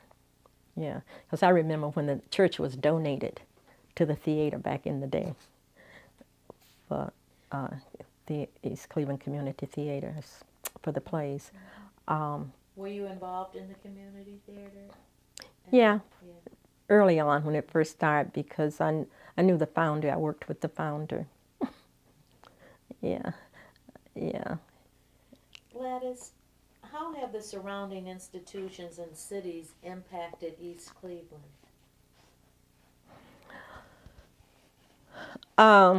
University Circle. That's one. You have Euclid on another border, Yep, Cleveland Heights. Cleveland that we Heights. share So the, we're right in the middle. And I suppose the fight with the fire department and the police department is if we're not up to par, then we won't be able to, what's the term, get their they won't reciprocate when we need help. Like if the fire department do not have the manning that they're supposed to have each day, unless it's changed. I don't know. I haven't been there for a few But it years. was an issue at one point in time. Yeah, that was an issue at one time. That's why it was necessary. I guess sort of when I was serving as president, I used to tell my council, the chiefs know what they need to do what we want them to do or we require them to do to keep us safe. They know what they need. Now, if any of us want to do any research behind what they say they need, fine. But as far as I'm concerned, I'm going to approve everything that they say they have to keep this city safe. And I would do that in my finance committee meeting. Now, whether they go along with me, then that's another story. But usually, you know, once they come and explain what they need and why they have to have it. But the only thing now, I guess the big fight now is the cut. We have 17,000 people. We had 33,000. The strength of the police department by code is like 72, even when we had 33,000. So whatever we have now is more than the population is down. Maybe the crimes are more, I don't know, but I think most of our stuff is domestic based on the statistics. Speaking of crime, I was talking to you earlier about the way that the city changed over time, so I'm just going back. This is the first time that you've mentioned, drugs. So what's your take on that? Have you seen changes in terms of the people, in terms of what's being done or has been done in the past about drugs? Do you feel that it's a problem at all? Has it ever been a problem for East Cleveland? Yes, I think it was a problem for a long while. And I don't perceive every person that's walking down the street with their pants on their butt. I don't say that he's a drug person. He's just wearing his pants like that because that's the style for the young men now. You know, I don't like it, and a lot of us don't. But I don't think it's as prevalent as it was maybe 6 or 8 years ago. I think it's better now, no matter what people say. And maybe I'm being naive on that and don't know the state, just what's going on. But I don't think I don't see like people hanging out on the corners and whatever. So maybe they're doing more in their house, in their backyard. I don't know. And I know that every time, when I call the police, I know they're here in 5 minutes, 3 minutes, if I call them for anything. And usually a person, whatever street it is, where they know a person is active, the person on the street that live on the street will call you, would you call the police for me? Because they'll come, you know. But I think they'll come for anybody if you call. Some people are so afraid to call because they think somebody's listening, you know, and something's going to happen to them as a result of reporting whatever they're reporting. But I really don't think the city is that bad anymore. I don't.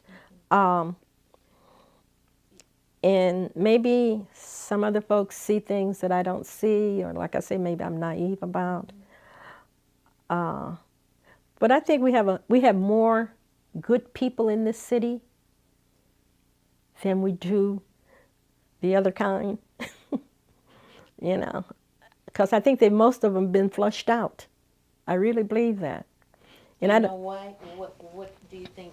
Well, I think the police was more proactive, more active about addressing things. I think that's happened. You know. You named earlier University Circle as being that's one of the contingent areas. Any thoughts on what they're doing, the relationship between East Cleveland? You think it's a... I think they could be a little bit more friendlier to us. Okay. In terms of? In terms of the expansions or whatever they're doing there. Even the RTA, is it RTA? The Metro line. Years ago, when we first started having those meetings about the Metro line and all that stuff. With Cleveland Clinic? With RTA. RTA. Well, I talked about bike lanes. They was talking about bike lanes some years ago. And they were going to put them in, come up as far as University Circle. I said, people ride bikes in East Cleveland. You know, if you're going to do a bike line, why not come all the way through? One of the service directors got up in the meeting, this is a public meeting, and say, nobody rides bikes in East Cleveland. And I got up and I said, how do you know? You don't live here. You just come here and work here and then you go home. But we didn't get the bike lanes. But I still think it was something that should have been done, and it still should be done. You know, I don't know why they, just left us out of that part of it, of a bike lane, because a lot of people ride, and more people are going to start riding bikes with the gas prices the way they are. But I think, now I don't know what's going to happen with that land, with that section there that they've cleared off next to the new building on Lakeview. I'm not up on that too much. But I think they could extend themselves more into East Cleveland, because I know that Mr. Parker was saying that somebody said don't go, when they was looking for housing, don't go past the bridge. You know, so, and then I know even when I would go to National League of City early on, and I'd bring people back here for a tour or something, because I'd always promote our city. And when they come back, they say, it's nothing like what I heard. So, the wrong message is being sent about the city because it's all black. And then some people that live in the other area, like in the Forest Hills area, they divorce themselves from what's going on in the city. And I used to tell them that all the time. I said, y'all don't know what's going on in the city, Did you know if during the time you were on with the city council, do you know if the services were different in any way for the people who lived in the Forest Hills area versus the other areas? Well, people would say that they were different. I think the leaf pickup was different, and I would attribute that to more trees. Okay. And I know that when I was on the fiscal commission board with the fiscal commission, one of the persons on the board, he said something about the water bills being so high. That was before Cleveland took over the water. And he says, my water bill is da-da-da, and my taxes are da-da-da-da. I said, well, actually, you should be paying more for your water bill. Because the water from in your area, we have to pay double. It's pumped from Cleveland Heights. So we had to buy the water from Cleveland Heights and then tack on another charge. But we didn't tack it on to the people that was just in that area. It was spread across the board. I said, so you should be paying more for your water bill.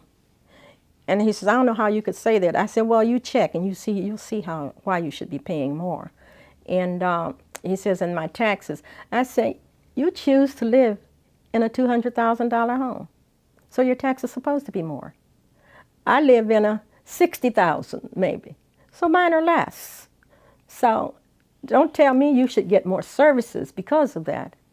You should get the same thing that I get. So, we go, anyway.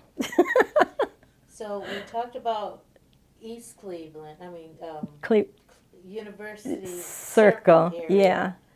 Now, Cleveland Heights, we share the park. What are your feelings about that, since we're talking about I think Cleveland, how surrounding institutions and cities impact East Cleveland? Cleveland Heights have wanted to take over part of our parks for years. And I think they do have a little portion. Somebody got in there and let them have one portion of it. But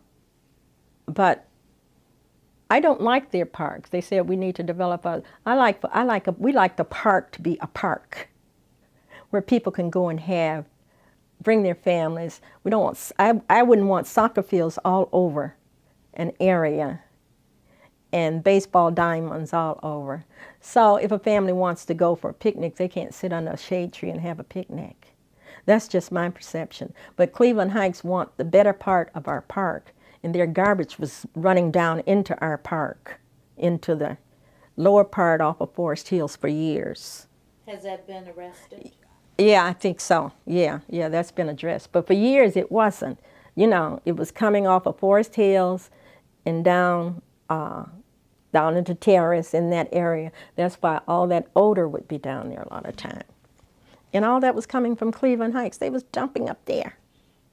I always used to get the feeling they looked down on us, but they would like to have everything from Terrace up.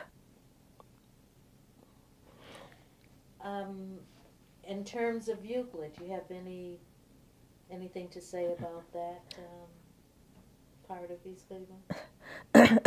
The only thing is what I said about the, about the bikes, and I think the county could do more. They could do more as helping us to keep Euclid as attractive as University Circle. They could extend it all the way down. I don't know if you've read the article, but I read an article, this book this man wrote about East Cleveland in the 1920s. And he talked about Euclid Avenue and how busy and how nice it was, and everybody wanted to come to East Cleveland. Well, that was during Rockefeller days and Cartwright, Austin, and all those days. And he talked about the Windermere Methodist Church, which is still there, and how nice Euclid was, Any idea of the name of that book, or do you have it somewhere? Yeah, I have it. Yeah, I have it. It's just one section of it is just devoted to East Cleveland, in the 20s and leading on up to, late 30s and whatnot, and how it was, how it used to be, and how everybody wanted to come to East Cleveland, And it, as a matter of fact, Windermere Church is still the same as it was, but it got burned on one side. It was it's a tavern or something, a bar, not a tavern they called it then, adjacent to the church. So they say the fire started and they saved one part of the church and built the church where the steeple and everything is. So now what about the city of Euclid, that part of East Cleveland? Do you Is there anything that you can say as it relates to any institutions or the city itself? Has that impacted East Cleveland, and if so, how? I don't know. I haven't thought too much about Euclid, what they, Cleveland Heights, you know, they want to be separate. They don't want.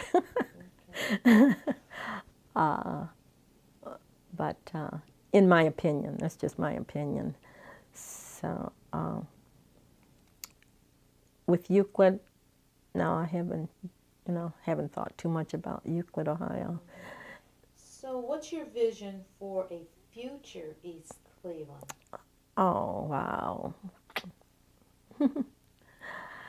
I think, and I might not live long enough, I think that I feel that people are buying up property in East Cleveland,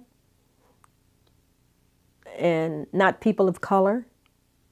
I think there's some other folks that's buying up a lot of land here because I think they feel that it's going to come back and be what it was. And personally, I don't want it to come back what it was. I want it to be better than what it was. I think it can be better. I think where they're demolished, where they're tearing down houses, then not necessarily build another house there, but use that for green space until something comes along to develop it. Use gardens. Gardens, well, somebody said you don't want gardens all over the city, but gardens can be beautiful, And I think it will come back to be a thriving community once we get the right elected officials in there to go after the grants. There's all kind of money out there for cities like East Cleveland.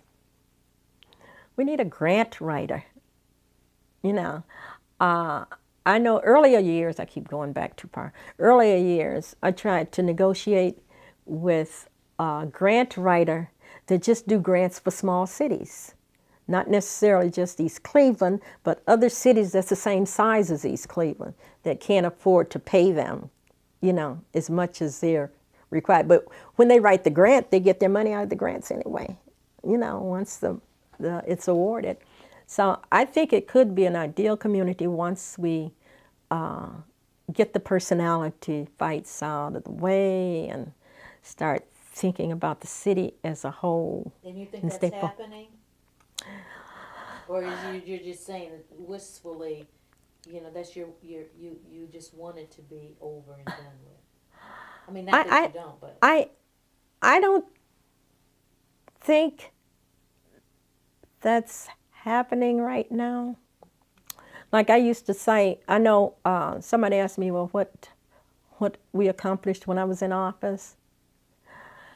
I said, the most thing I remember is I was putting out fires. You can't focus on something if everywhere there's a fire. You got to put the fire out. There's some corruption here. Somebody's doing here. And you got to be the person to help to put that fire out. So you get off focus. So once they get all the fires out wherever they are, whether it's in the administration, police department, finance department, we've had far too many finance directors for my part lately. I don't understand that at all. What's going on in there with the money?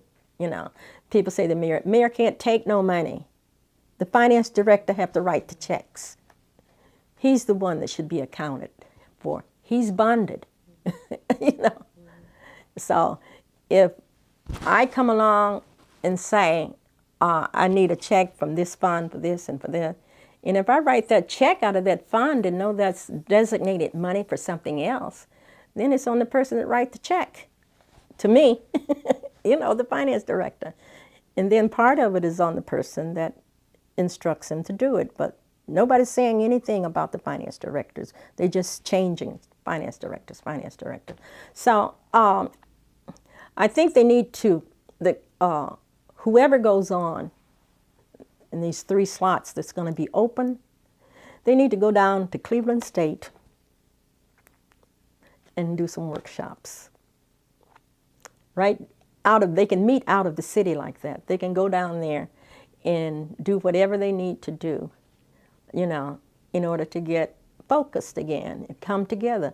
That's for all three administrations, you know, because unless they start working together, then we're going to remain where we are. But, you know, seem like we're pulling against each other. For what reason? We should all have the same goal. Now, certainly, we have discussed some major issues, but can you tell me about any of the other major issues that need addressing in order to better this community, this neighborhood, this city? Well, I guess the service department can do more, but they say they don't have the personnel. Equipment broke and all kind of excuses like that. So, not excuses, reasons, you know. Years ago, we had rubbish pickup twice a week. They came to my backyard to pick the trash up. Yeah, but I would make my sons take it out front. So, at least we would. My husband would too. Tell them they could take the trash out to the curb, you know. But we had a bike patrol. I know maybe it's dangerous for bike patrols, but the city is small. They ride in them cars, so they can go 2 on bikes or have a car. Maybe they don't have enough officers. But the community policing, I think the chief would probably say, Gladys, you do not know what you're talking about. But but we bought bikes, really expensive bikes when I was in office.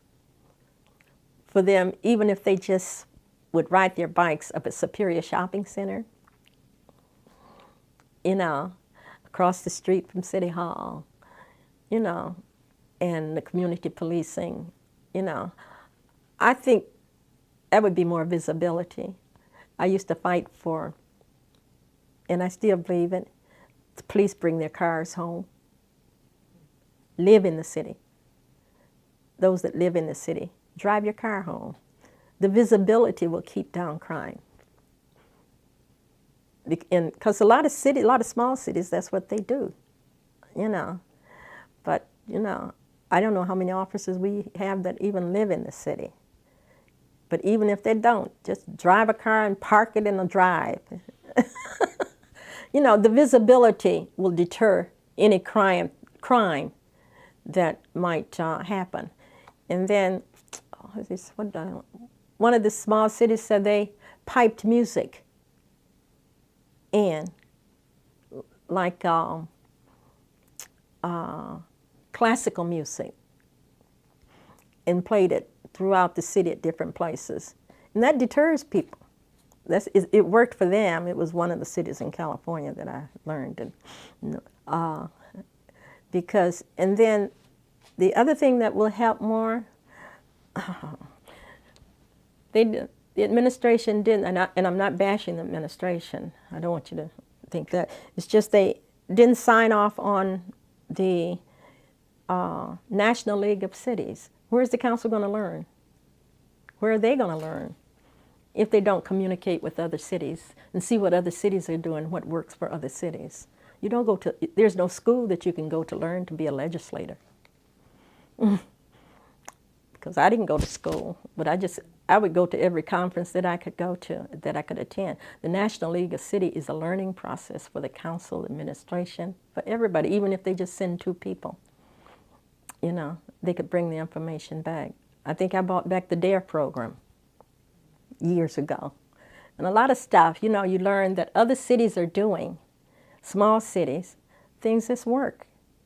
And just about anything should work in a 2.5 mile residential and business section. Anything, any grant, any award, just have to have a grant writer. So we have to look for a grant writer. And I think the city will, I still have a lot of faith in this city. I still love the city. Gladys, in closing, Yes, ma'am. What would you be prepared to do or continue to do to participate in helping to make East Cleveland better? Well, I'll continue to, of course, I know I'll continue to promote the gardening, even for people in their backyards. Backyard gardening, I'll promote that. I'll continue to share some of my experiences with the council people if they want it on a one-on-one basis. I'll continue the ward club meetings, you know. I'll continue that. I think people getting together, because I think people, they don't recognize precinct people as elected people, but they are elected. I used to recognize them every time I'd see them in a meeting. Precinct committeemen are elected. They're elected officials, all 18 that we have in the city. I would try to get them more actively involved in the community. And if they can't pull their community, I better not talk too much about that because I'm not doing as much as I should be doing.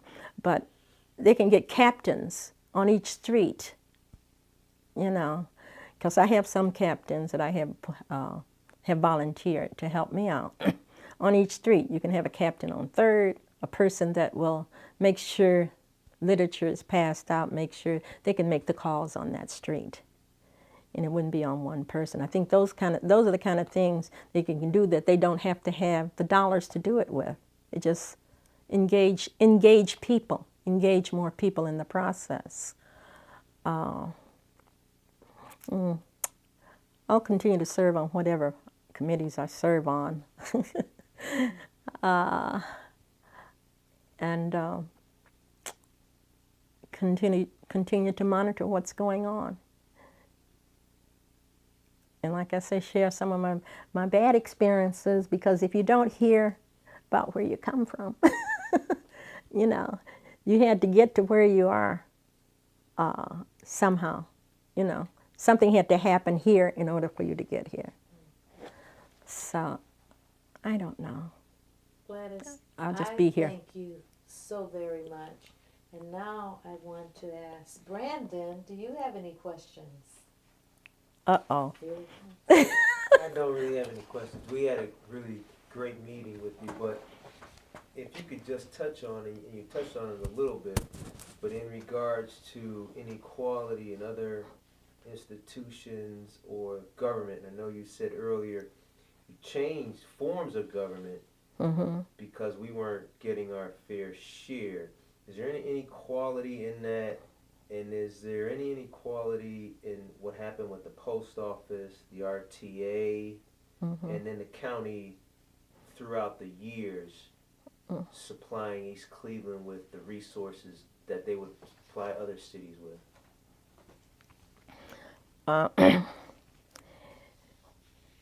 There was, let's see, I remember as far as not getting our share, I know there was something that was introduced on the federal level, I believe. It was Healthy Start, Healthy something, Healthy Start. Healthy Families? Healthy Start, Healthy Families, thank you. And I looked at some of the documentation that they had as a result of that program, and at the time, it wasn't in our community at all. We didn't get any part of that. And then later on, well, I think it was like through Huff Norwood, but later on we did get the clinic across the street from the school, but that was much later. And the inequality for as far as the that was on the federal level. As far as the county, I'm trying to think of some specific incidents, but I can't right now. But I know somewhere down the road I learned that we wasn't getting, the thing I lobbied against that was held against me was the school across the street from Cummings next door to Cummins and Davis, Superior?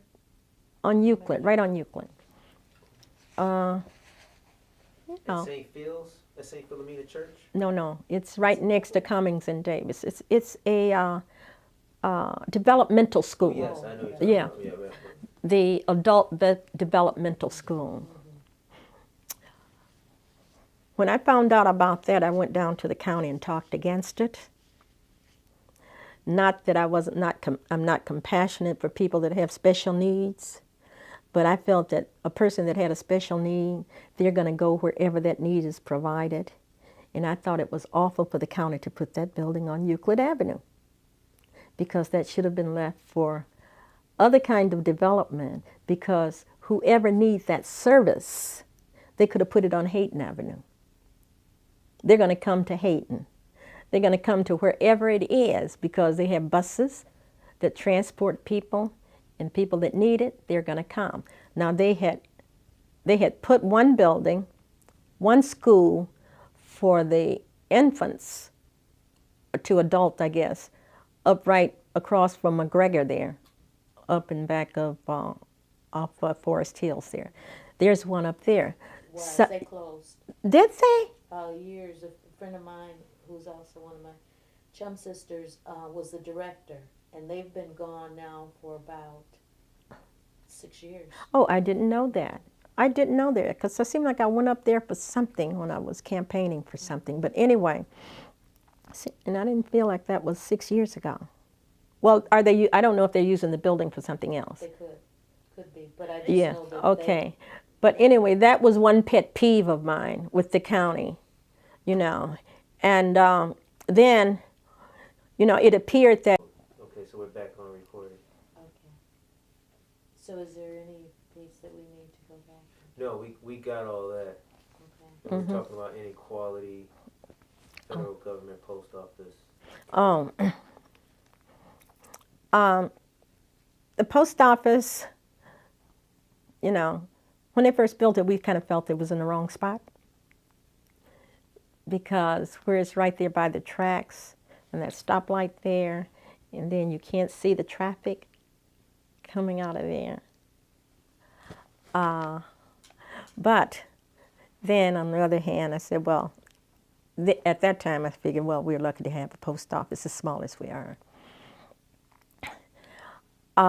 As far as the post office closing, I don't know if we get the city income tax from the people that deliver mail in our city, because we still have postal workers that's receiving a paycheck as a result of delivering mail in East Cleveland.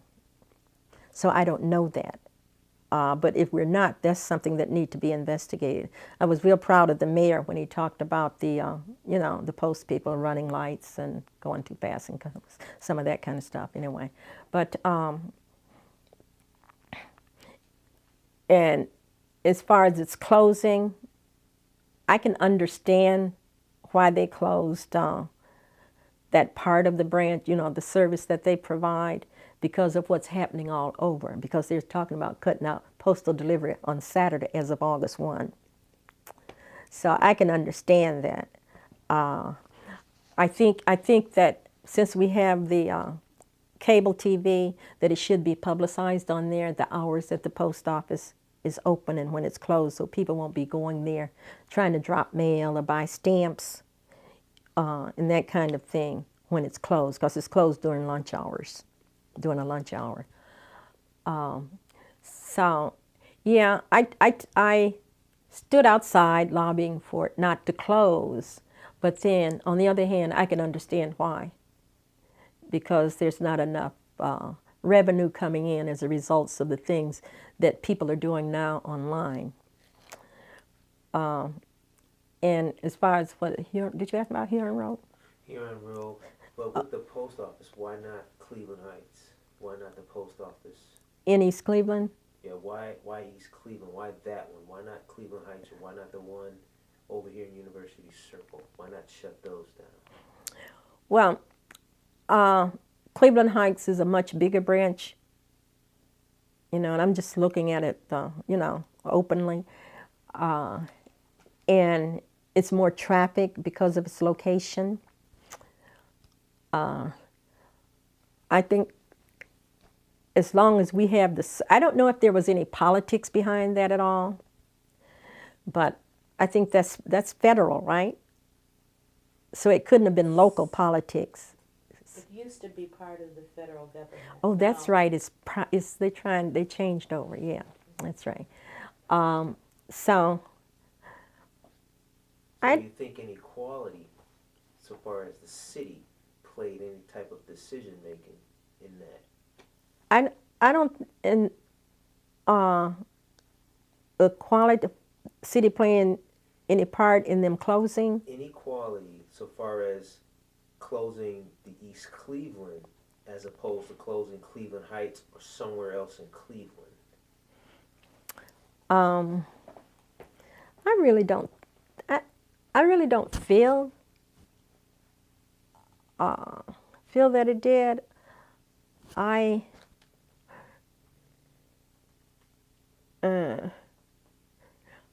just figured they wasn't having the traffic there. And as far as, I felt bad as far as it taking the revenue out of East Cleveland. That's why I was wondering, do we get anything as a result of the delivery? People working in East Cleveland. The postman delivering the service. And maybe I should, but I don't have a big problem with it as long as it don't close completely. Now, if it closed completely, then I would have a big problem. I would have something really, say about that.